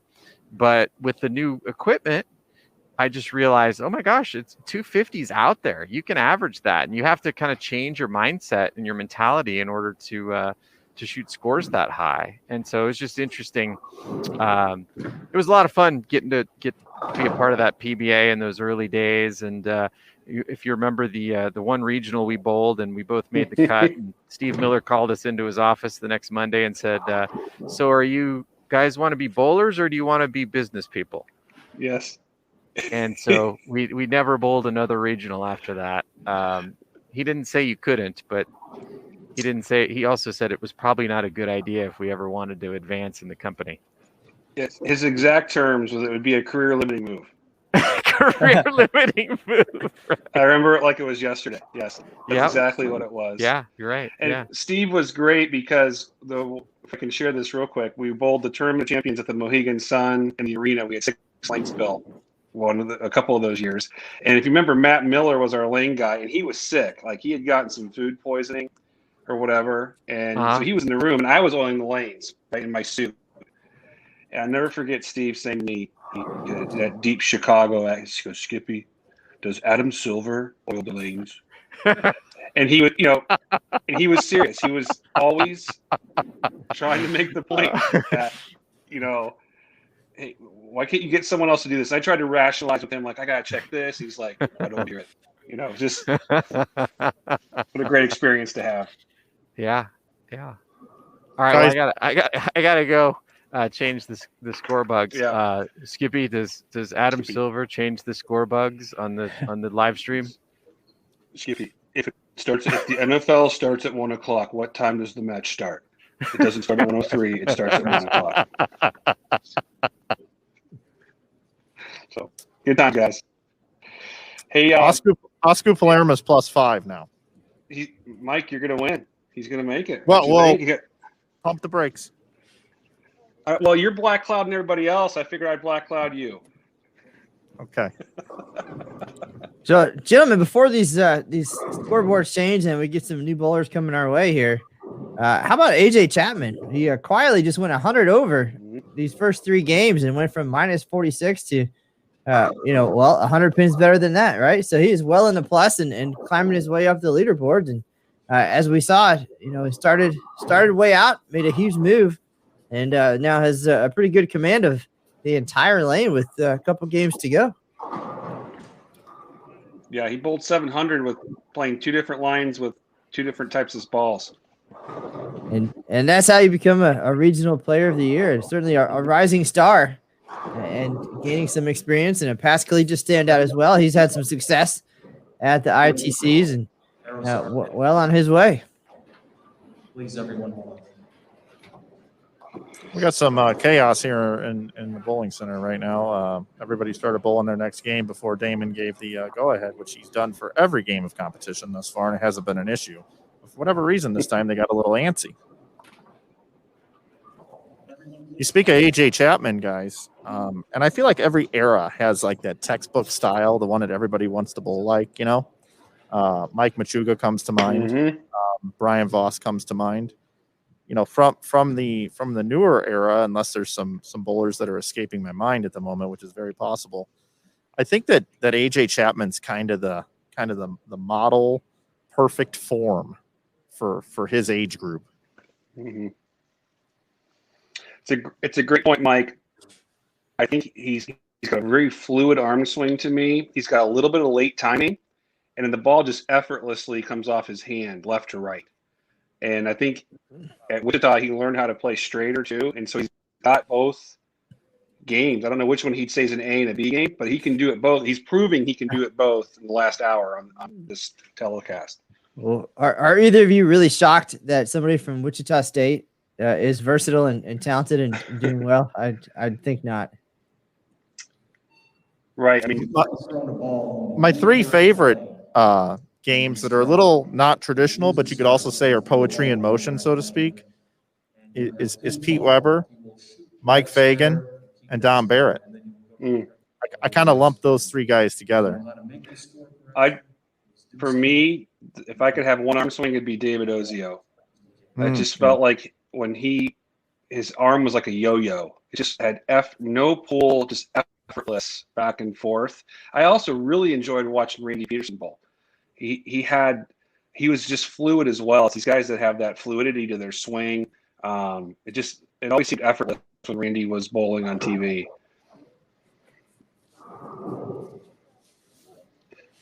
Mike, who was your favorite power player growing up on the tour? I'm from St. Louis, and I actually knew the guy, so Pete. So you put Pete above anyone on the left side come to mind that you like to watch? I couch, of course. Gosh. So how's the Steve Cook guy? I mean, Steve Cook with the pearl red hammer off the gutter was beautiful to watch.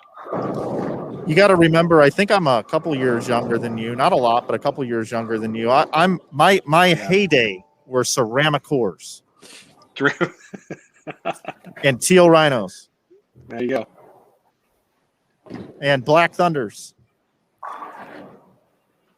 That's kind of And any that's kind of zone. my heyday. Yeah, yeah, zones too. That blue Any is zone. your zone. Yeah.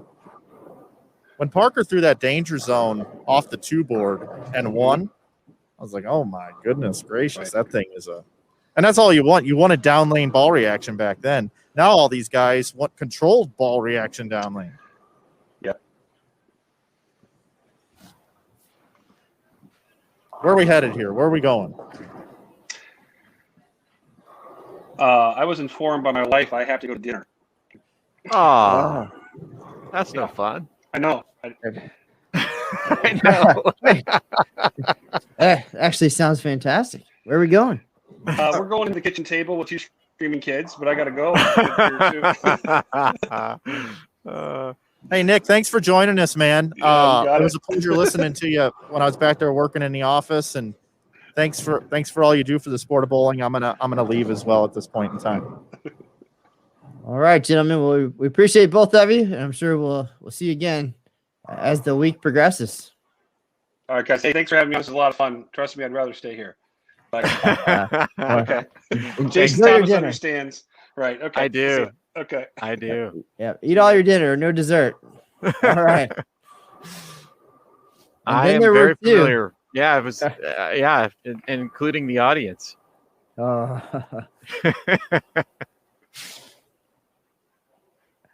it looks like there were some issues with scoring monitors, and I believe those are resolved now.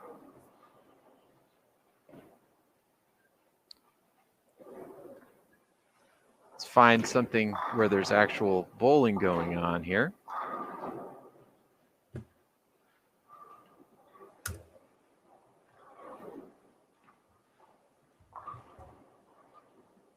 Who do we want to watch, Matt? Well,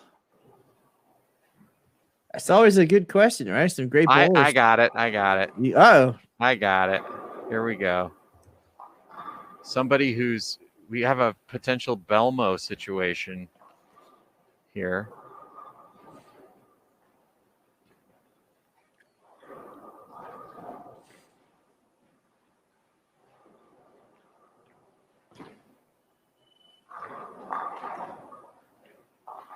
And Kyle Troop. And right now, through 2 games, Belmo tied for 65th place. So he's going to be sweating. It's going to be a long night for our Australian friend.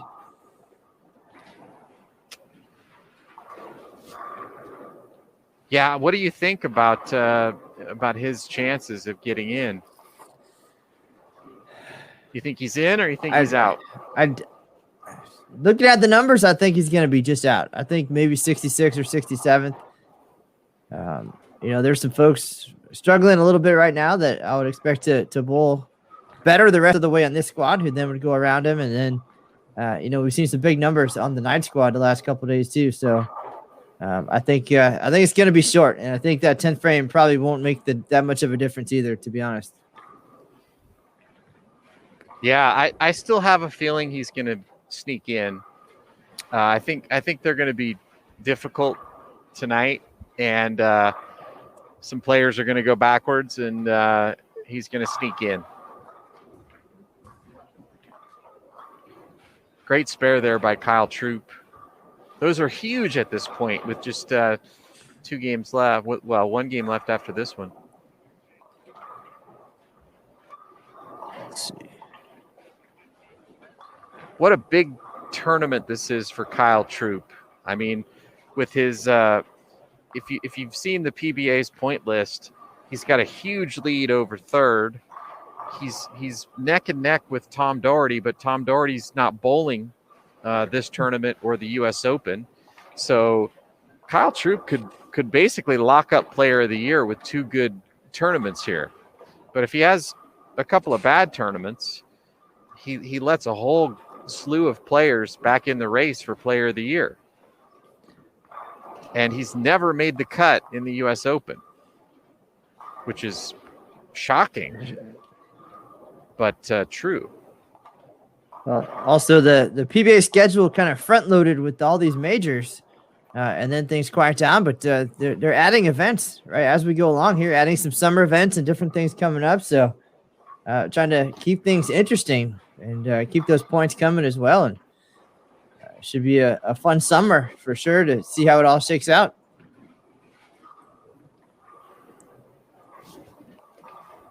Danielle McEwen having a rough week.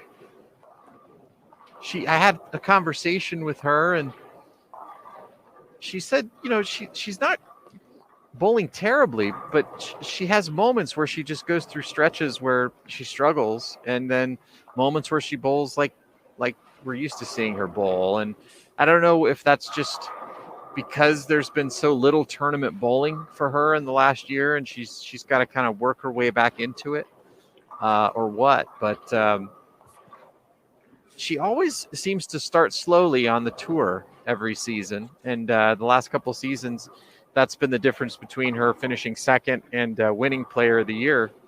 The last 2 years, she's been runner-up to Shannon O'Keefe in the Player of the Year race.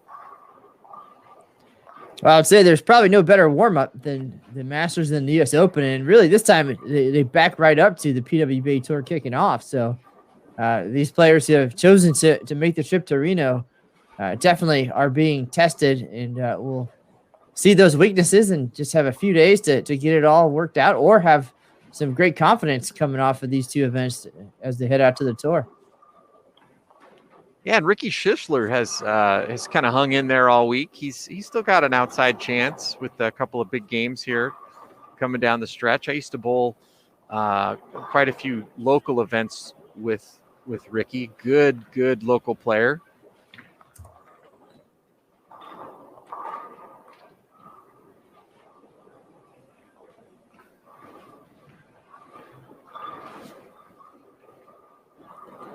And speaking of the PWBA, JT, looks like Maria struggling a little bit here early in this final block. She's fallen out of the top 64 after being pretty steady the first couple days.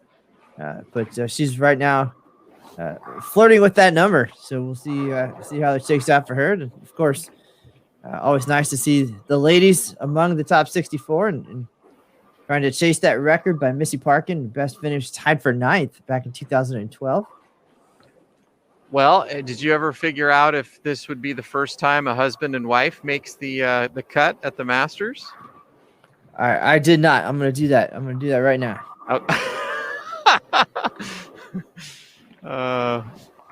Put it on your long list of many things that need to be done. But I think that's a cool story. The good news is we know the right people to ask that question to. There's a very short list of possibilities. Well, it looks like for sure Nathan is in, and he's got the front 4 this game, so he's a lock. So it's just a matter of whether Maria can find a way to stay in the cut or to get above the cut number. You said she was just out as of last score update. Well, we've got through 2 games. So it all depended on how game 3 went. She's either just in or just out. I had an interesting conversation with Diana Zavjalova yesterday. She kind of has this same feeling as Danielle, where she's just kind of lost a little bit with and she thinks she's not sure why. She thinks it's probably just COVID and the fact that she hasn't been able to bowl a lot of big tournaments. She's bowled some, Texas being more or less open, but it's not the same as bowling, on the PWBA tour or out here in a pro event against the men. So she's just kind of trying to find her way. And I just said, hey, you've been one of the 5 best players on the PWBA since the relaunch. You just have to remember who you are. But it's just interesting how much of a mental game this sport is at the highest level.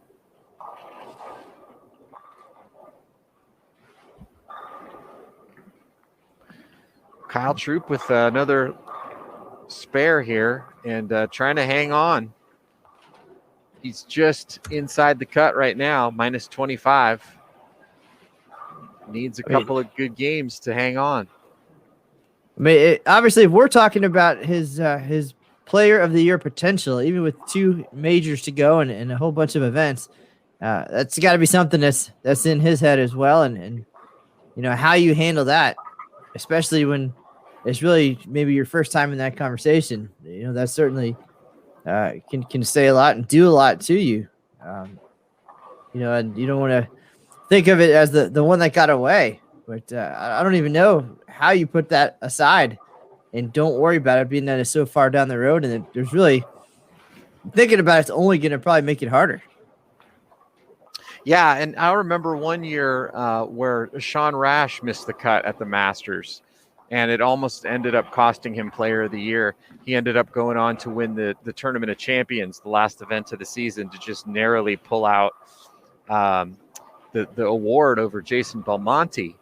But his bad performance in the Masters almost cost him his chance to win Player of the Year. And it does. I'm sure it is weighing on Kyle. And this is such a huge cut to miss and to make because, he misses this cut here. Let's say he finishes 70th, gets kind of low points. And whereas if he had made the cut and figured something out and gone on to, make the show or win the event, it's basically a lock that he's going to be Player of the Year.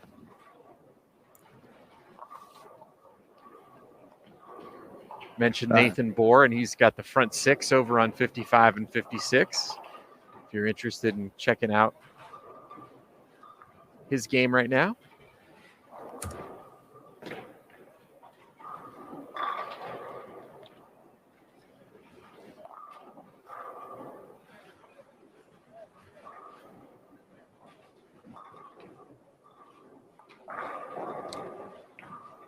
That look on Danielle's face and the slumped shoulders, that's not something you see very often out of her. She just looks thoroughly deflated.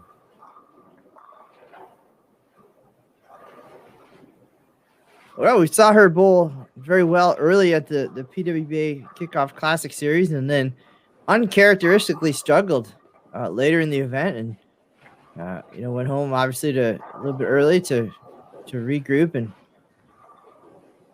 well, I always call Danielle the tank. She just seems like she's just going to run you over. She doesn't waste any energy. She just goes from point A to point B. She's all business. And you could tell there's just a little bit of, throwing in the towel at this point. She's just, which basically everybody would feel if you're, 2 games left to go in the Masters with no chance of making the cut on a condition this difficult.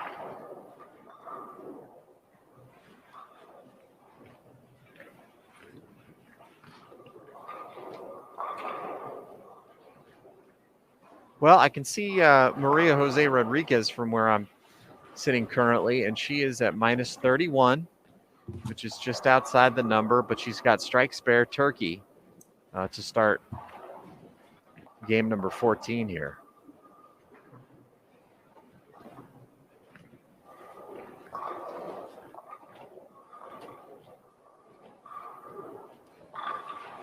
Man, those are rough. Kyle looking for his first double of the game and throws the messenger in front of the 10-pin.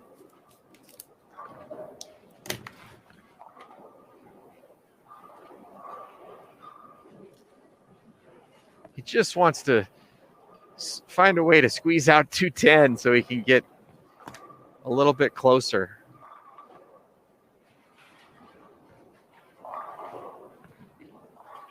Uh-oh. Trouble for Troop.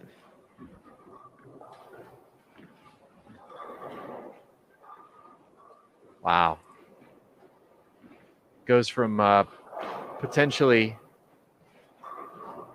throwing a double there to get himself on a 2-0 pace to then missing the spare and now shooting in 180 and hopefully also didn't hurt himself.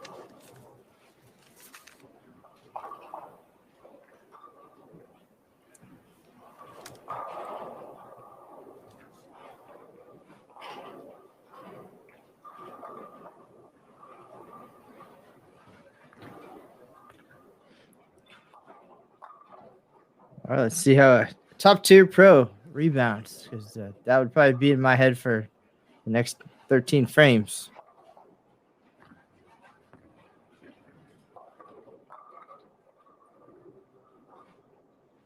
Got that one left and got the break. So I just got an update from the tournament staff, and they said that the numbers that are currently up on the scoreboards, the plus minus numbers, are not correct. They are actually one game behind. So if you want to know the true totals, you need to use the game by game standings update on bull.com. So yeah, I believe that's what Aaron Smith was working on. He's here. He's available for an update to let us know what's happening. Aaron Smith, what's up?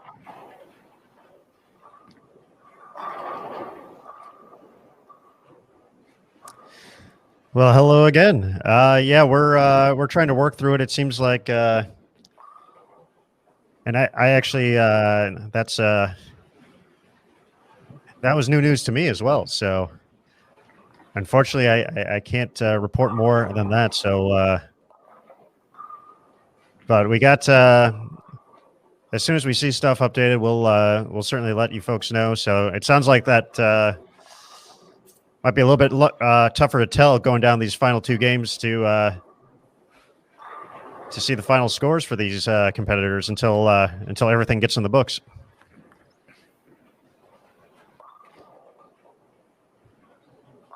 But speaking to Kyle, and having that trip there last time up on 40, when Mike and I were watching him a little bit during yesterday's block, it was a couple of pairs to the right, but he nearly did the same thing to start a game, shooting his very first shot, leaving a 2-8, almost went over the line just like that. So curious if the approaches have been fighting Kyle for part of this week. I know he had the rough opening day, minus 97, but fought back really nicely yesterday to get himself back in the mix.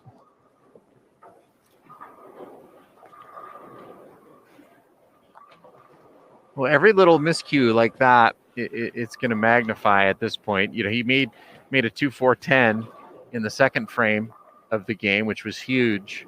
But then, you know, missing a single pin like that, you know, it puts you right back to having to fight. Now he's got to throw strikes to bail out 2-0.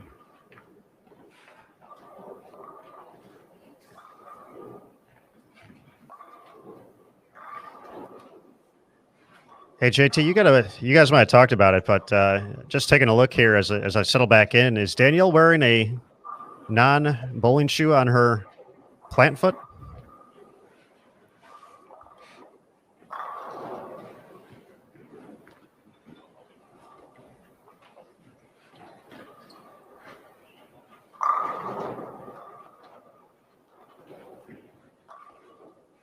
She's wearing a non-bowling shoe on her pivot foot, not on her slide foot.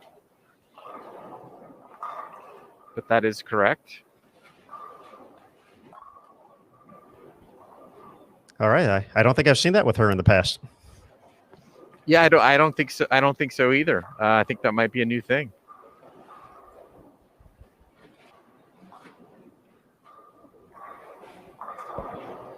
It's not an unusual thing.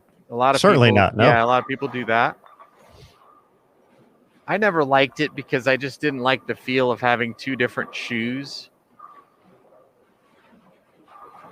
It's hard for me to get used to. The shoes sit differently, and I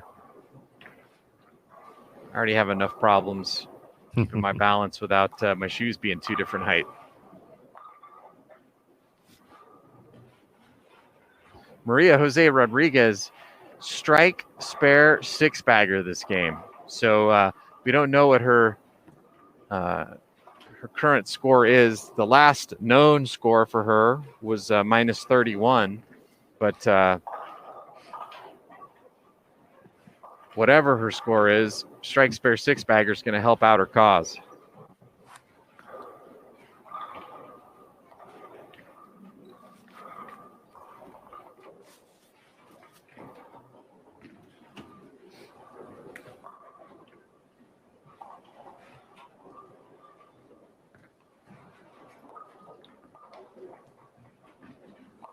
Wow.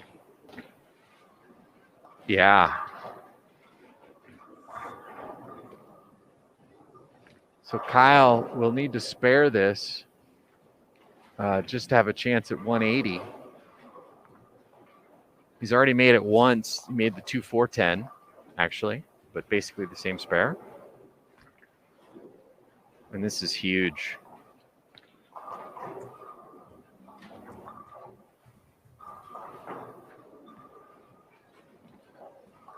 Oh, How what a about great that? shot. Impressive.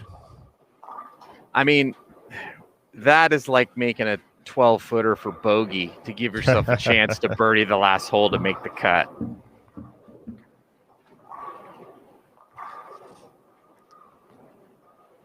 The last hole is literally next, game 5. It is. And he's going to need a big game. He'll be minus 45 with the strike here. And he will need maybe not a big game, but 220, 230. It's a big game on this. Hey, speaking of big games, guys, down on 11 and 12, we mentioned AJ Chapman shooting 700 for his first three to climb out of the trenches. He was minus 46, and now he's into the 10th. It was a shot at 279. So to be nearly 200 over with the game to go, that's it's pretty rock solid. And we watched AJ those first couple of games make the transition from urethane, making the jump left into 15 with reactive. So continuing on from there.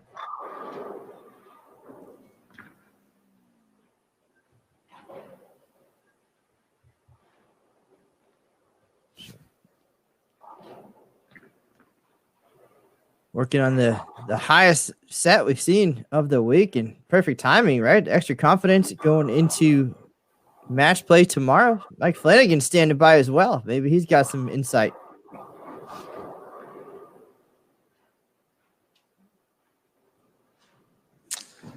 Yeah, I just wanted to report on something. Have you guys talked about the live scoring at all? Yes, we have, Mike. We've mentioned it.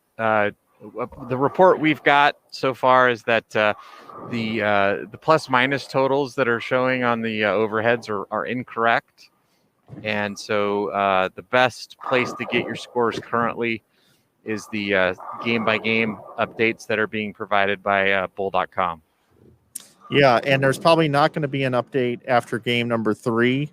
There may be one after 4, but maybe not until after the block is over. I was just talked to Rob a little bit about that, and it was because of a crash issue, which I'm sure you guys have already covered, but just wanted to give that little public service announcement to everybody. There was an issue outside of everybody's control here on the ground. Don't pay attention to it. We're sorry that it happened, but they will have standings for you at the end of the round, and it just might take a little bit. So give us just a little bit of a break on that one. That was it. That's all I was really here to report. Rob wanted me to throw that in there. So, well, we'll do our best. We are watching Maria Jose Rodriguez right now. She was at minus 31 on our last known update, but she's got strike, spare, 7-bagger, so 280 possible. Yep, and the scores are pretty high this game across the house. So pretty high. Well, Chapman ahead, finished Matt. with 279, so he's at plus 187 just for this block alone. Go ahead. Wow. That's by far the biggest block we've had all week. It is. Thanks, guys. I'm going to head back out. Thank you, Mike.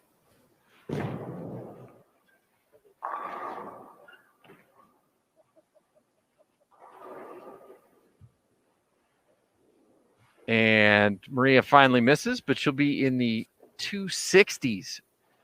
The 268 with a spare here on the fill, and that's going to be huge to get her more than likely above the cut number with 1 to go.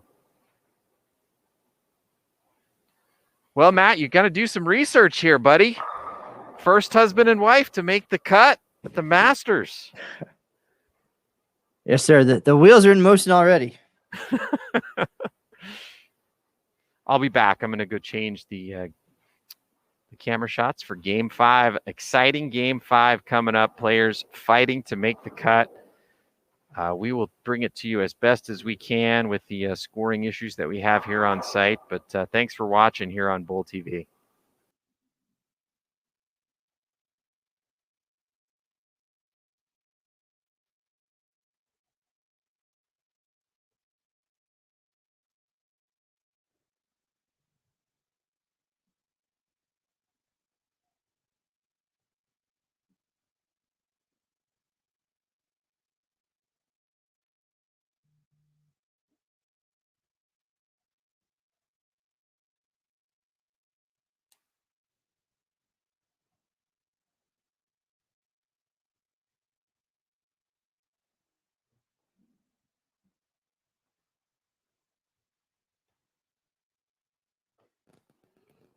All right, so some big games across the house. There in game number 4, Chris Vi, 225 down on the low side. Chris Barnes, 233. I already mentioned AJ Chapman's 279. 246 for Michael Fitzgerald.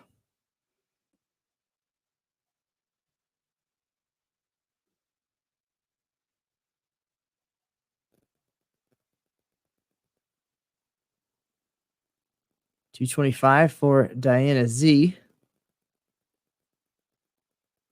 261 for Nathan Bohr. So nice game here for the Rodriguez Bohr household. However, Maria takes the high game pot, 268 to 261. Loser buys dinner. Congratulations, Maria, on your free dinner. 248 from Rhino Page. 230 from Darren Tang.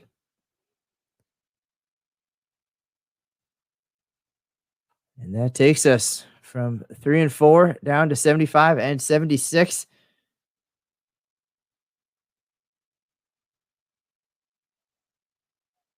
We'll have game 5 coming up here in just a few minutes, folks. We appreciate everybody joining us here on Bold TV. My name is Matt Canizaro, alongside Aaron Smith, Jason Thomas, Mike Flanagan. Earlier, we got to hear from Nick Hoagland, the man behind the pattern this week at the National Bowling Stadium.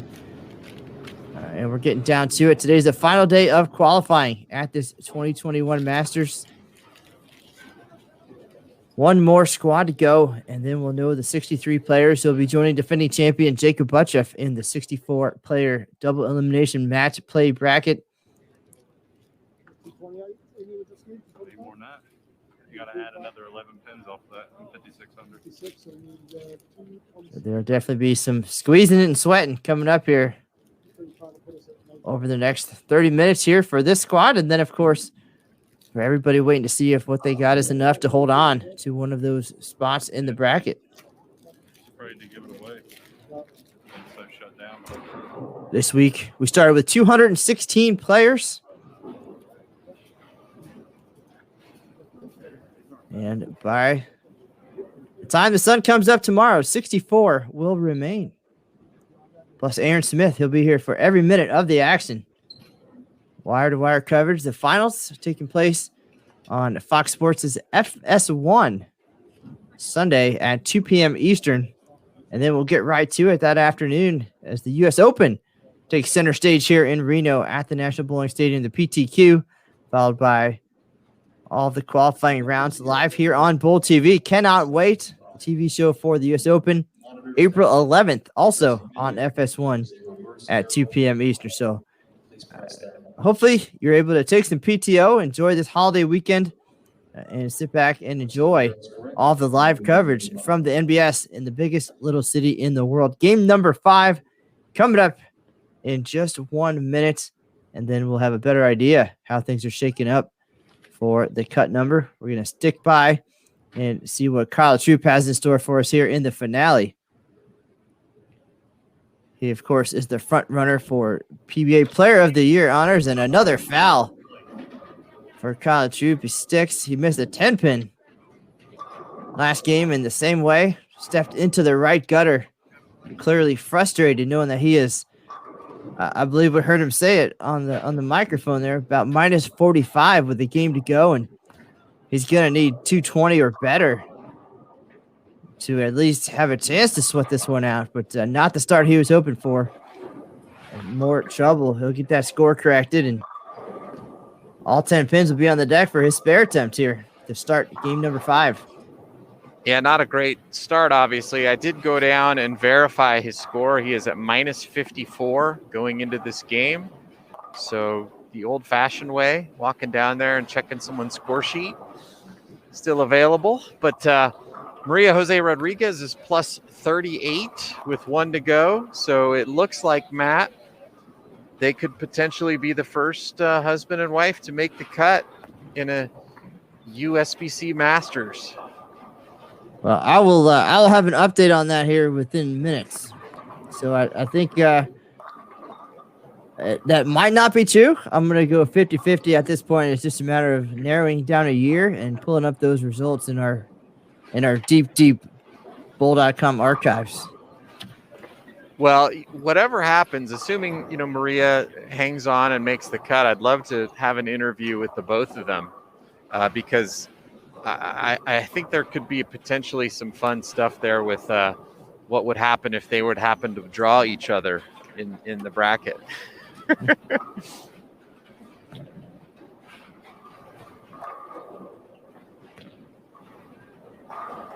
How great would that be when we fill out the bracket board and see their names come up and have to bowl each other? Well, the good news is they don't have the same last name, right? So it'll be a little bit easier. I mean, either way, I guess Bohr would win. But, yeah, Maria Jose Rodriguez.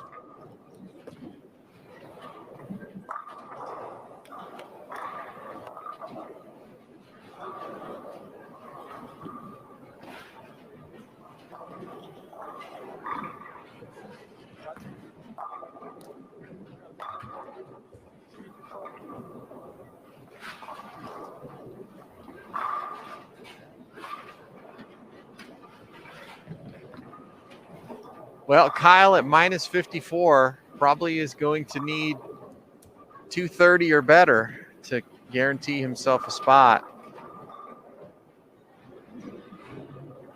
And off to a slow start here with an open frame in the first.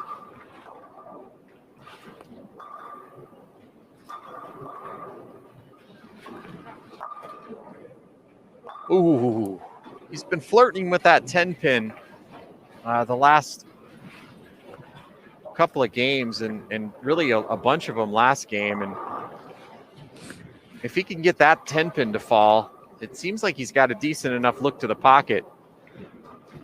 He could still get to that 230 number.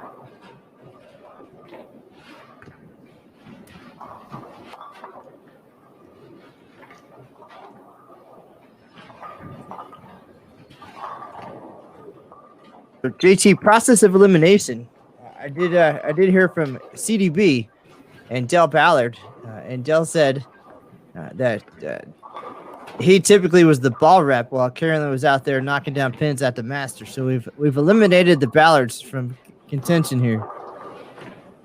Okay, yeah, that was probably the top candidate. I would imagine, right?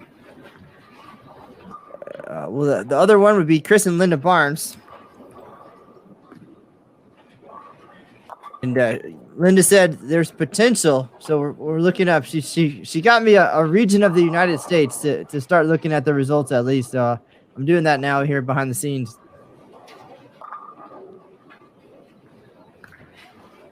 I seem to recall her making the cut in a Masters at some point, but I can't remember for sure.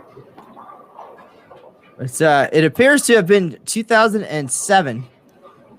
Qualifying round 3 after 15 games, Chris Barnes, 9th place, and Linda Barnes in a tie for 48th place. Okay, so they've already climbed the mountain.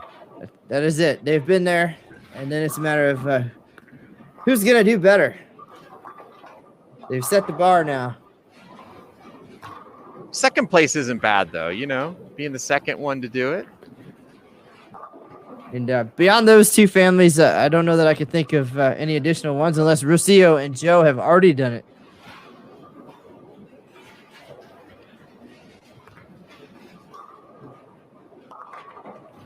Did Linda and Chris bowl each other in that Masters? Oh, now you're asking questions. Let's see. It's all right. We should have the bracket here somewhere.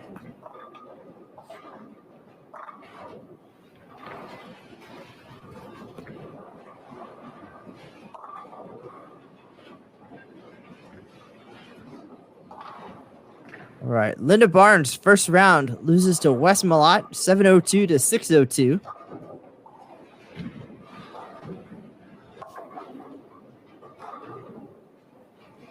Now we'll see how Chris did.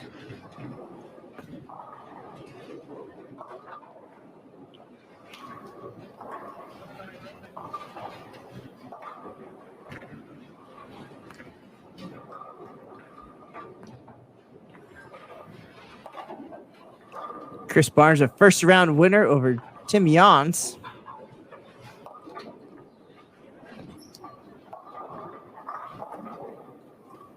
Kyle Troop running out of time here. Still a possible 259, which means he might be able to miss twice the rest of the game and still hang on, assuming the misses aren't open frames. Carries the light mixer, so keeping his hopes alive. Remember, Kyle is minus 54 going into this game.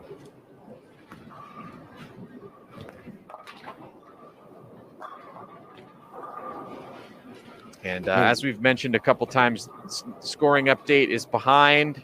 So we are just assuming that knowing that number was around minus 25 to 30, Kyle would need 224 or better to get above that number. What were you going to say, Matt? Looking at the bracket, Linda Barnes did not bowl Chris, but she did make it farther in the event than he did. Wow. So, yeah. She made it pretty deep into the elimination bracket. Lost to Bill O'Neill, just a couple of rounds from TV. And Chris Barnes went out the match before that. So there you go, some bragging rights. Nice.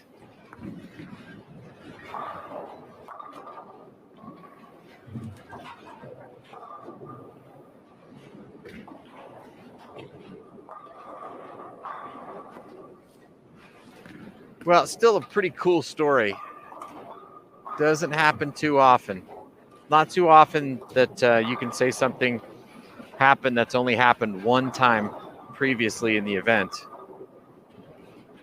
Assuming that that's true. I can't think of any other husband and wife pairings that would have made the cut here at the Masters.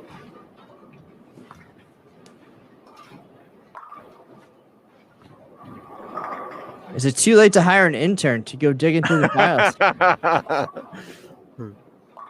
Can we hire more than one? Really, it starts at 1994. That would be the earliest opportunity. So not a whole lot of history. A couple of years we didn't have a Masters, and 1 year we had two. And all very well organized once the digital era began. So. Do you know, Matt, when women were allowed to compete in the Masters?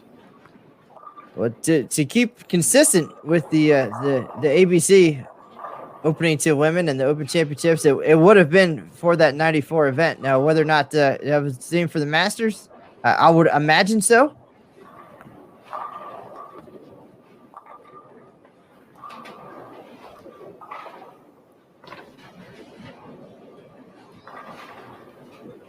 But I don't know that we have a definite this moment in time for when it did definitely happen for the first time.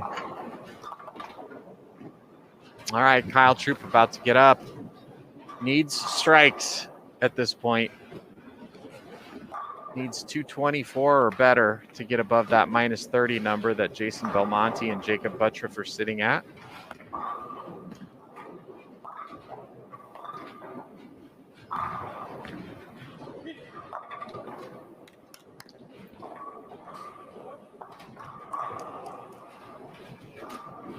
Another strike there for Kyle, his first double of the game. He was yelling at it.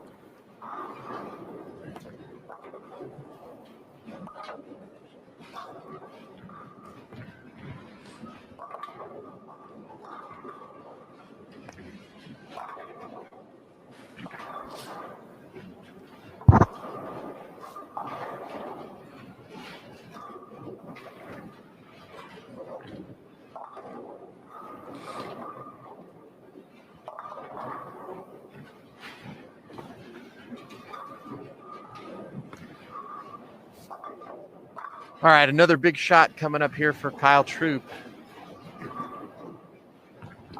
Trying to extend his string to 3.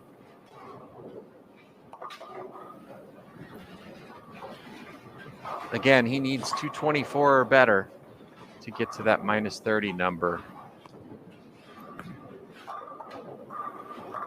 Oh, sweet. High flush. Do you think he knows the number he needs to get to, Matt? I think these guys all have a pretty good idea of what the numbers are, and if not, certainly a ball rep or somebody just giving them a hint if they want it. Some guys don't like to know, but I think they have a pretty good idea of where they are and what they need.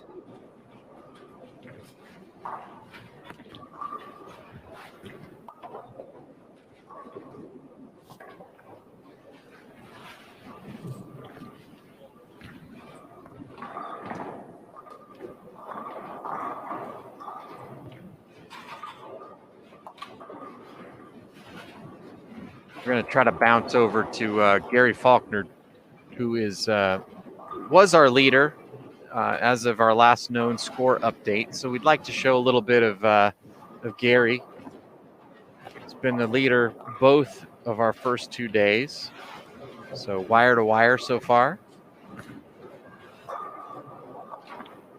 And there he is.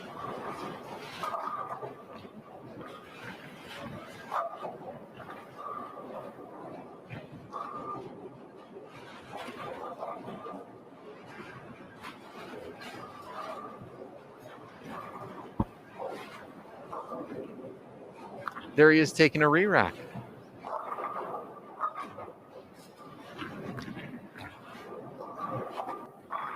And while we're waiting for that, let's go back over to Kyle Troop. Another big shot here for Kyle. Got to push. Ooh, he wanted that one. Couldn't quite trip the 4. Back over to Gary Faulkner.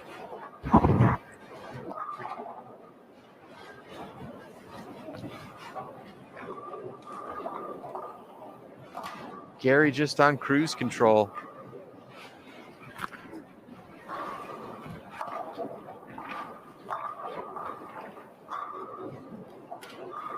Nice shot there. Back over to Kyle Troop. He converts the 4-pin, so still has a possible 238.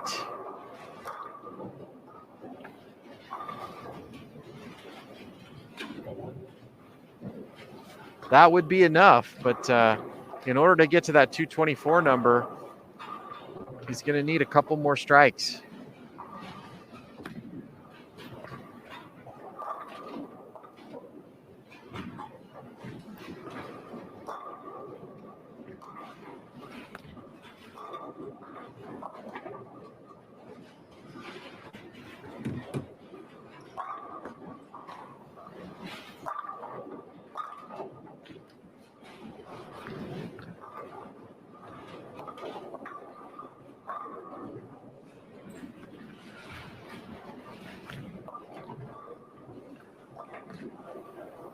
Big shot here again for Kyle Troop.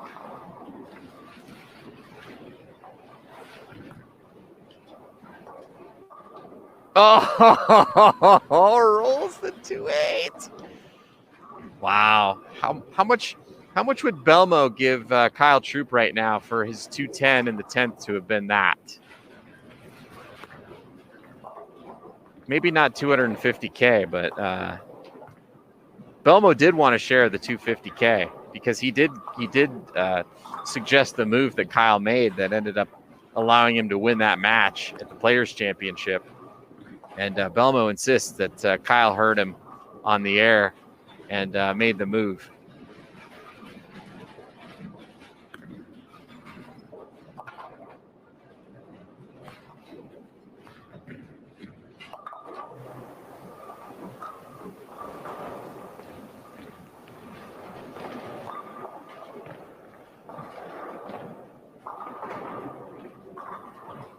And while we wait for Kyle's next shot, we'll go back over to Gary Faulkner again.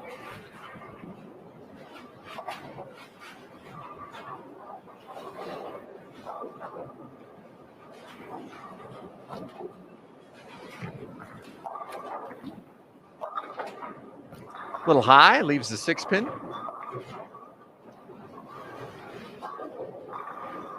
One of my favorite videos on YouTube is Gary Faulkner trying to strike by hitting the 7-pin. If you have a few minutes on your hands, watch that video. That's one of the coolest videos on YouTube.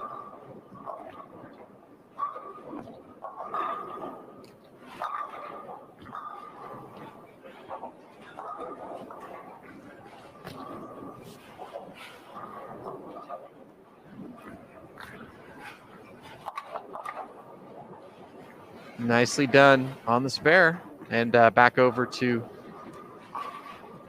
57 and 58. So just to set the stage one more time, Kyle Troop is at minus 54. If he misses in this next frame, he cannot get to minus 30, which is where Jason Belmonte and Jacob Buttriff are sitting. The cut may or may not end up coming in a little bit more than that. But if Kyle Troop were to happen to miss here in the 9th frame, he would not get to that number. So this is going to be, as he steps up here, pretty much a must strike.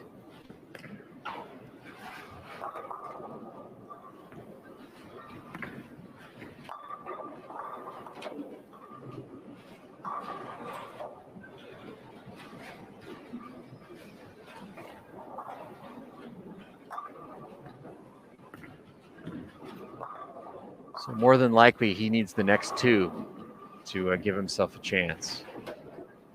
See what happens.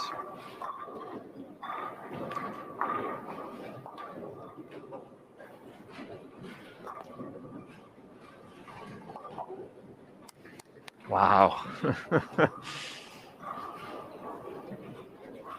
think this is a big shot. He's going to take his time, go through his process again. Shots don't get much bigger than this when qualifying.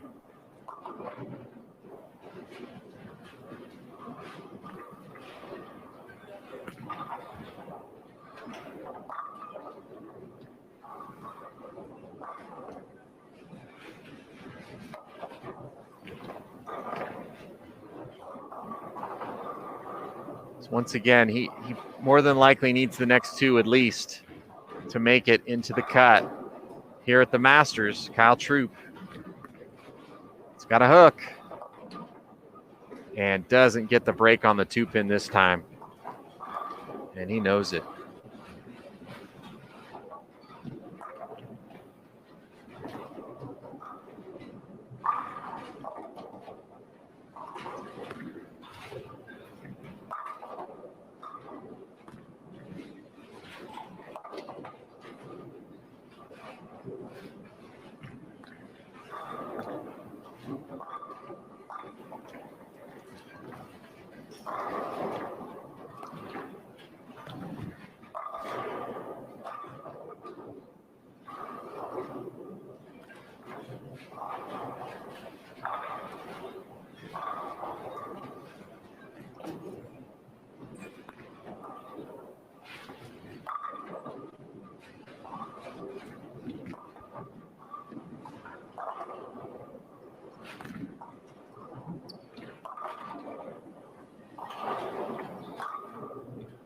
Well, you never know. You gotta go off the sheet and see what happens. But best Kyle can shoot is a 218, and if he were to be able to fill it up, that would put him at minus 36.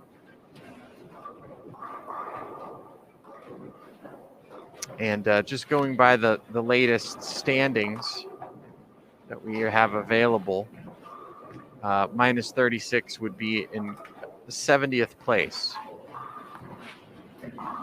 So not out of it by any means, but more than likely going to come up just a little bit short. And, you know, it could come down to that slip and on the missed 10-pin last game where he fouled and ended up missing the single pin and costing him 11 pins. That would have gotten him to minus 25. It's amazing how these things come down to just one shot over the course of 15 games. So 2-pin there for Kyle Troup, 217. He ends up minus 37. We'll have to see if that's going to be good enough to make it into the cut here at the 2021 Masters.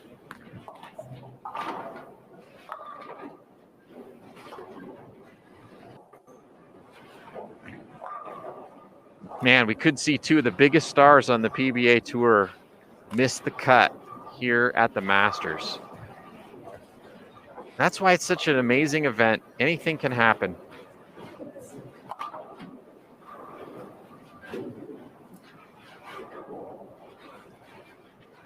Gary Faulkner finishing up his run here today. It's been rock solid the first couple of days.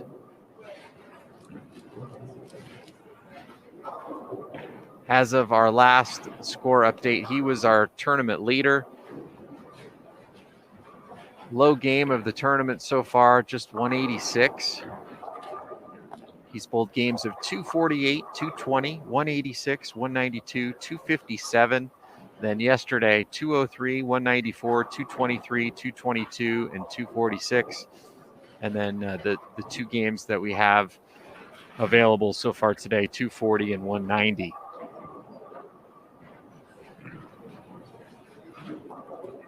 And finishes up here with a 195. So great bowling for Gary Faulkner. We'll see him back here tomorrow at the start of match play.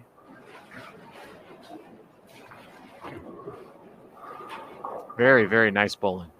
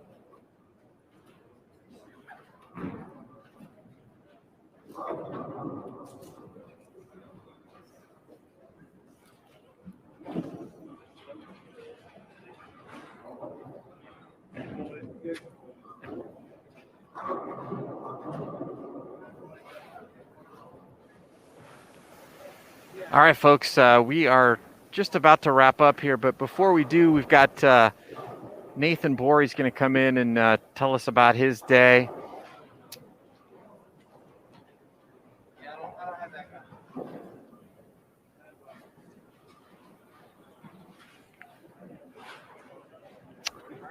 And he's just about there. He is Here. Nathan Bohr, nice bowling today. Congratulations. I think we verified, or Matt verified, that you and Maria, looks like you're the second couple, husband and wife, to make the finals here at the Masters. Yeah. You're going to be anxiously looking at that bracket board to see if you get paired against each other in the first round.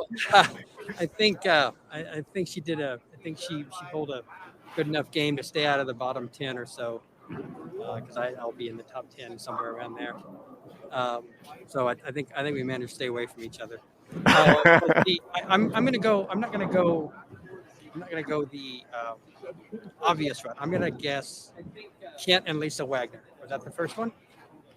That's a good guess. It's a good guess. Not true. Matt, have you verified that they never made it together? But I have not verified that one. Again, our very first one we talked was Chris and Linda Barnes. That was the obvious choice, sure. We had the word out to Carolyn and Dell, and they did not. Now there's a call in to Kathy Doran Lizzie, who has had some success Jeff. at the Yeah, Masters yeah. as well. So we'll see if Jeff was able to join her in the finals. And of course, we've got Rocio and Joe with the possibility, and maybe even something they've done recently too. So Sure. a lot of cool storylines though, and it'd be great to to see all of this transpire and to perhaps have the household match in the bracket. But talk about just being out there together, bowling on the same squad, right? So it's Yeah. little bit Only one little- pair away from each other, so which, as Maria said, can be good and be bad at the same time. We're both trying to fight hard and get ready for the bracket and make the bracket. Sometimes, probably me more than her. Sometimes my focus can be split because for 3 to 4 months out of the year, my focus is on her and ball motion for the ladies on the PWBA tour. But I think if you ask her, I did a pretty good job up until game 2 today. But she managed to bounce back despite my best efforts to keep her from bowling well. So it was good. She really likes this bowling center. I don't. I haven't historically. So being able to bowl good here was in qualifying and kind of have an easy day today. Not really worrying about where I am in regards to the number. Was nice. Kind of I don't want to say a half day off because there's 140s and 150s out there all the time, but there was a lot less stress than there would have been if I had not bowled what I bowled yesterday. do you find it easier having her there? So maybe some of your focus actually isn't on you. Therefore, maybe take some of the thought and the process and just some of that stress away from you. You can just do what you do, and then maybe worry more about her than stressing for yourself. Yeah, well, that's not a bad way to look at it. I've actually never really thought that much about it from that standpoint. But yeah, no, it's you'd rather be surrounded by people you like and even better people you love. So being able to be out here with her this week and not have to talk over the phone or over Skype or FaceTime or whatever is good. And I'm glad we get to do it ourselves, and I'm glad she gets to bowl tomorrow, and I'm glad I get to bowl tomorrow. Well, I'm sorry, Matt. I was just going to ask a question about lane strategy. You said you had a little bit of an easier day today. Did that give you an opportunity to try some different things that you may see in the matches? And then also with working with Maria, I think there are probably some things you can learn from how she's playing the lanes as well. Do you feel like that's going to give you more of an advantage going into the matches, that you have some different options? Sure. Yeah, definitely. Today, I didn't really have to worry about catching a double late in the game to kind of hang in there. So you're right. Once I had a thought, you're like, oh no, maybe this will work. I did it. I tried it, and it was good. It was good to see some of those balls go down the lane that I didn't throw the first 2 days. And yeah, so that part was good. As far as seeing the lane the way she does, we haven't gotten to bowl a whole lot of tournaments together where we've both been successful. So it's kind of a different deal, but we did learn a lot the first 2 days about how her ball gets into the lane compared to how my ball gets into the lane. So hopefully we can use that when we're bowling in the matches, and we'll be able to use it when we bowl each other for the show. So I don't know that the easy part is done, but a part is done. Right. Completely different mindset going into match play, different event, really different strategy.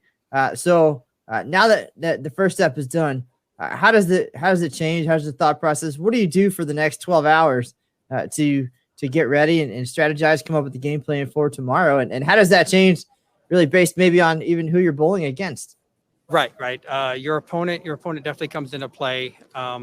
Just for your early strategy. Once you start bowling, the opponent is kind of irrelevant unless you're really, really concerned about how they're chewing up the lane. But they're so hard right now. If you can focus on your deal, your opponent, like I said, is irrelevant. So for the next 12 hours, I know I'm going to go to bed early tonight. I didn't sleep well last night for whatever reason. So we got done late, and I don't think I fell asleep till almost 3 o'clock. So, and then time change. I woke up at 7. So gonna try and get some more rest tonight. Maria's really good at that, really good at being in bed early. So we'll hopefully get some sleep. I think there was talk of our hotel has a fire pit outside. So I think there was talk of s'mores. Nice. As the sun goes down. Now, one more question, Nathan. Here all day. I'm good. But we did, in Matt's research, he did find that Linda Barnes ended up finishing higher than Chris in the 1 year that they both made the finals together. Do you guys have anything riding on like someone, whoever finishes higher has to, gets out of having to do dishes for the next 6 months or something? Anything? Well, we've got we've kind of got our set roles at home. We don't really share too many of them. So since I do the dishes and I do the laundry, if I asked her to do those things, she would do them wrong. And so, and vice versa. If I had to cook, if I had to cook for the next 6 months, I don't think we'd survive. So as far as that goes, no, we're just hoping we can win as many matches as possible and bowl each other. The dream is to bowl each other on TV, but to bowl each other as late as possible. Hopefully we can both still be alive tomorrow. Well, I guess Saturday afternoon. Well, great bowling to both you and Maria. Congratulations the next couple of days. And that would be unbelievable to see you guys bowl each other on the show. So hopefully it happens. Yeah, no, hey, from your mouth. Well, thanks, Nathan. We'll let you go now. Go get that rest you talked about and enjoy the s'mores. Appreciate it. We'll see you back here tomorrow. All right. Thanks, Jason. Thanks, Matt. Bye, Aaron. That was Nathan Ford, ladies and gentlemen. Another great day for him out on the lanes today, and Maria as well. And we'll get to see both of them back in match play tomorrow. We've got one more guest before we wrap up the show today. He bowled, I believe, the biggest block we've had of the whole tournament.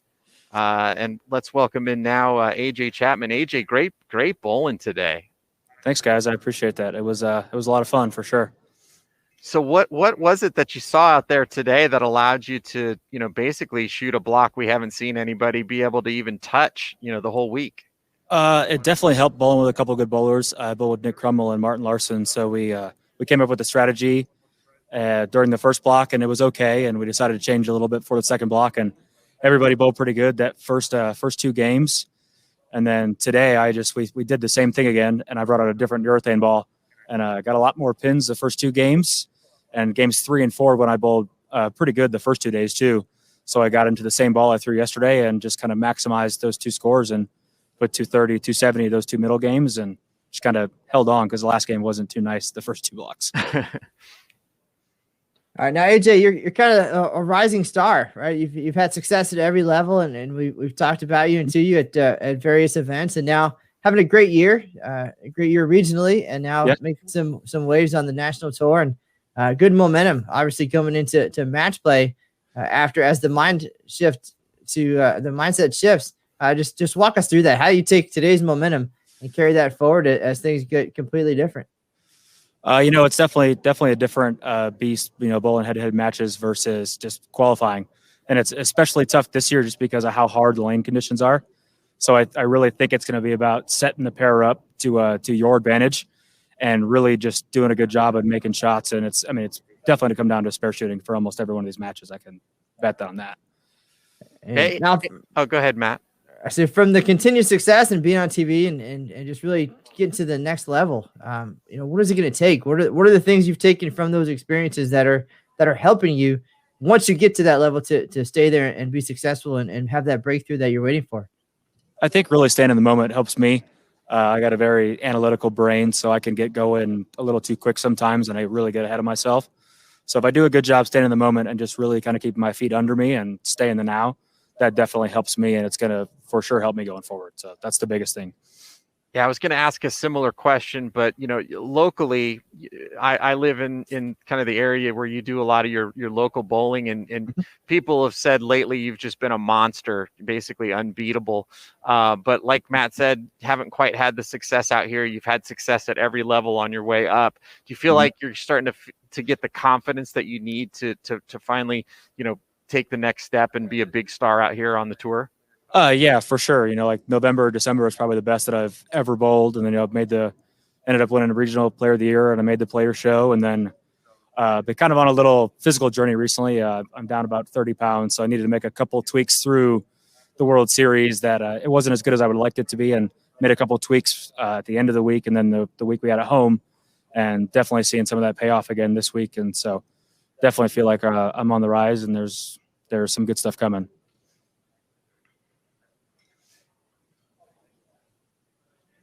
Oh, sorry, I thought Matt had a question queued up. Like freezer. What did you do to lose the weight? I'm low carbon, so keto style. Nice. Matt and I have gone through a similar thing, so we're three of us could start our own diet show. Yeah, I've noticed that. Yeah, everybody's getting skinny. It's good. So now all we need to do is get the bowling part figured out, and then we'd have a better conversation. Well, we'll let AJ carry us. He seems like a good anchor player. Yeah. Well, congratulations on the bowling today. Great. Best of luck in the matches starting tomorrow. Any strategies that you have going in, or did you get a little bit of a look at some different options? I definitely think there's depending on the pair. Obviously, the topography is a little different across the house. The high ends are definitely tighter to the towards the gutters. So I think it's going to depend on the pair you bowl on. And I definitely think of what worked the last 2 days is going to be similar to what I do in the matches. So awesome. Well, again, best of luck tomorrow. Great bowling today. Go out and get some rest, and we'll see you back here bright and early tomorrow. Awesome. Thanks, guys. Thanks, AJ. Thanks, AJ. Well, Matt, it's another exciting block of bowling here at the Masters. We saw Belmo maybe make the cut, maybe not. At the end, we saw Kyle Troop, same deal. He's going to have to sweat it out for 5 more games and watch and see if he can somehow sneak in. But we saw some great bowling from AJ Chapman, from Nathan Bohr, from Nick Krummel, a host of other players, Gary Faulkner. So we'll see what happens tonight, 7 p.m. Pacific time, our last squad on the floor. Last chance for these players to make the cut into the big bracket, which gets underway tomorrow. That's it, JT. With 1 game to go, it looked like Belmo and Butch have tied for the 64th spot. So if there's anybody you're going to be tied with, that's not the person, right? No, Jacob, as a defending champ, is guaranteed a spot in the bracket. So that actually came up earlier. If they tie for the 64th spot, there would not be a roll-off, right? Jacob would just get the spot outright, and Belmo would be carrying the clipboard, keeping score just in case something happens in the morning, somebody doesn't show up. But if that's even the case at the Masters, but it might just be a bye for that person. So interesting to say the least. And we'll have the Game 5 update here in a minute, and we'll know right when things kick off for the night squad what the scenario is. Well, there's only one way to find out what happens. That's to watch tonight, starting at 7 p.m. Pacific time. We really appreciate all the viewers who hung out to watch the morning squad and this squad with us. And it's been a fantastic week so far. But tonight is the big night. You know, who's going to make it into the top 64? Will Kyle Troop make it? The number one ranked player on the tour currently. Will Jason Belmonte make it? He's been the top player on tour for the last 10, 12 years. So will the two biggest stars on tour end up making the cut? We'll find out tonight with the final squad, and hope you enjoy the coverage here on Bull TV. We've enjoyed it. For Aaron Smith, for Mike Flanagan, for Matt Cannizzaro, for Nick Hoagland, who gave us some really great insight early in the block into the evil pattern that he's put out here for these players this week. Really appreciate it. Hope you've enjoyed the coverage, and hope you join us back again at 7 p.m. Pacific time for the final round of qualifying at the 2021 USBC Masters. Thanks again for joining us. And remember, on Bull TV, bowling lives here.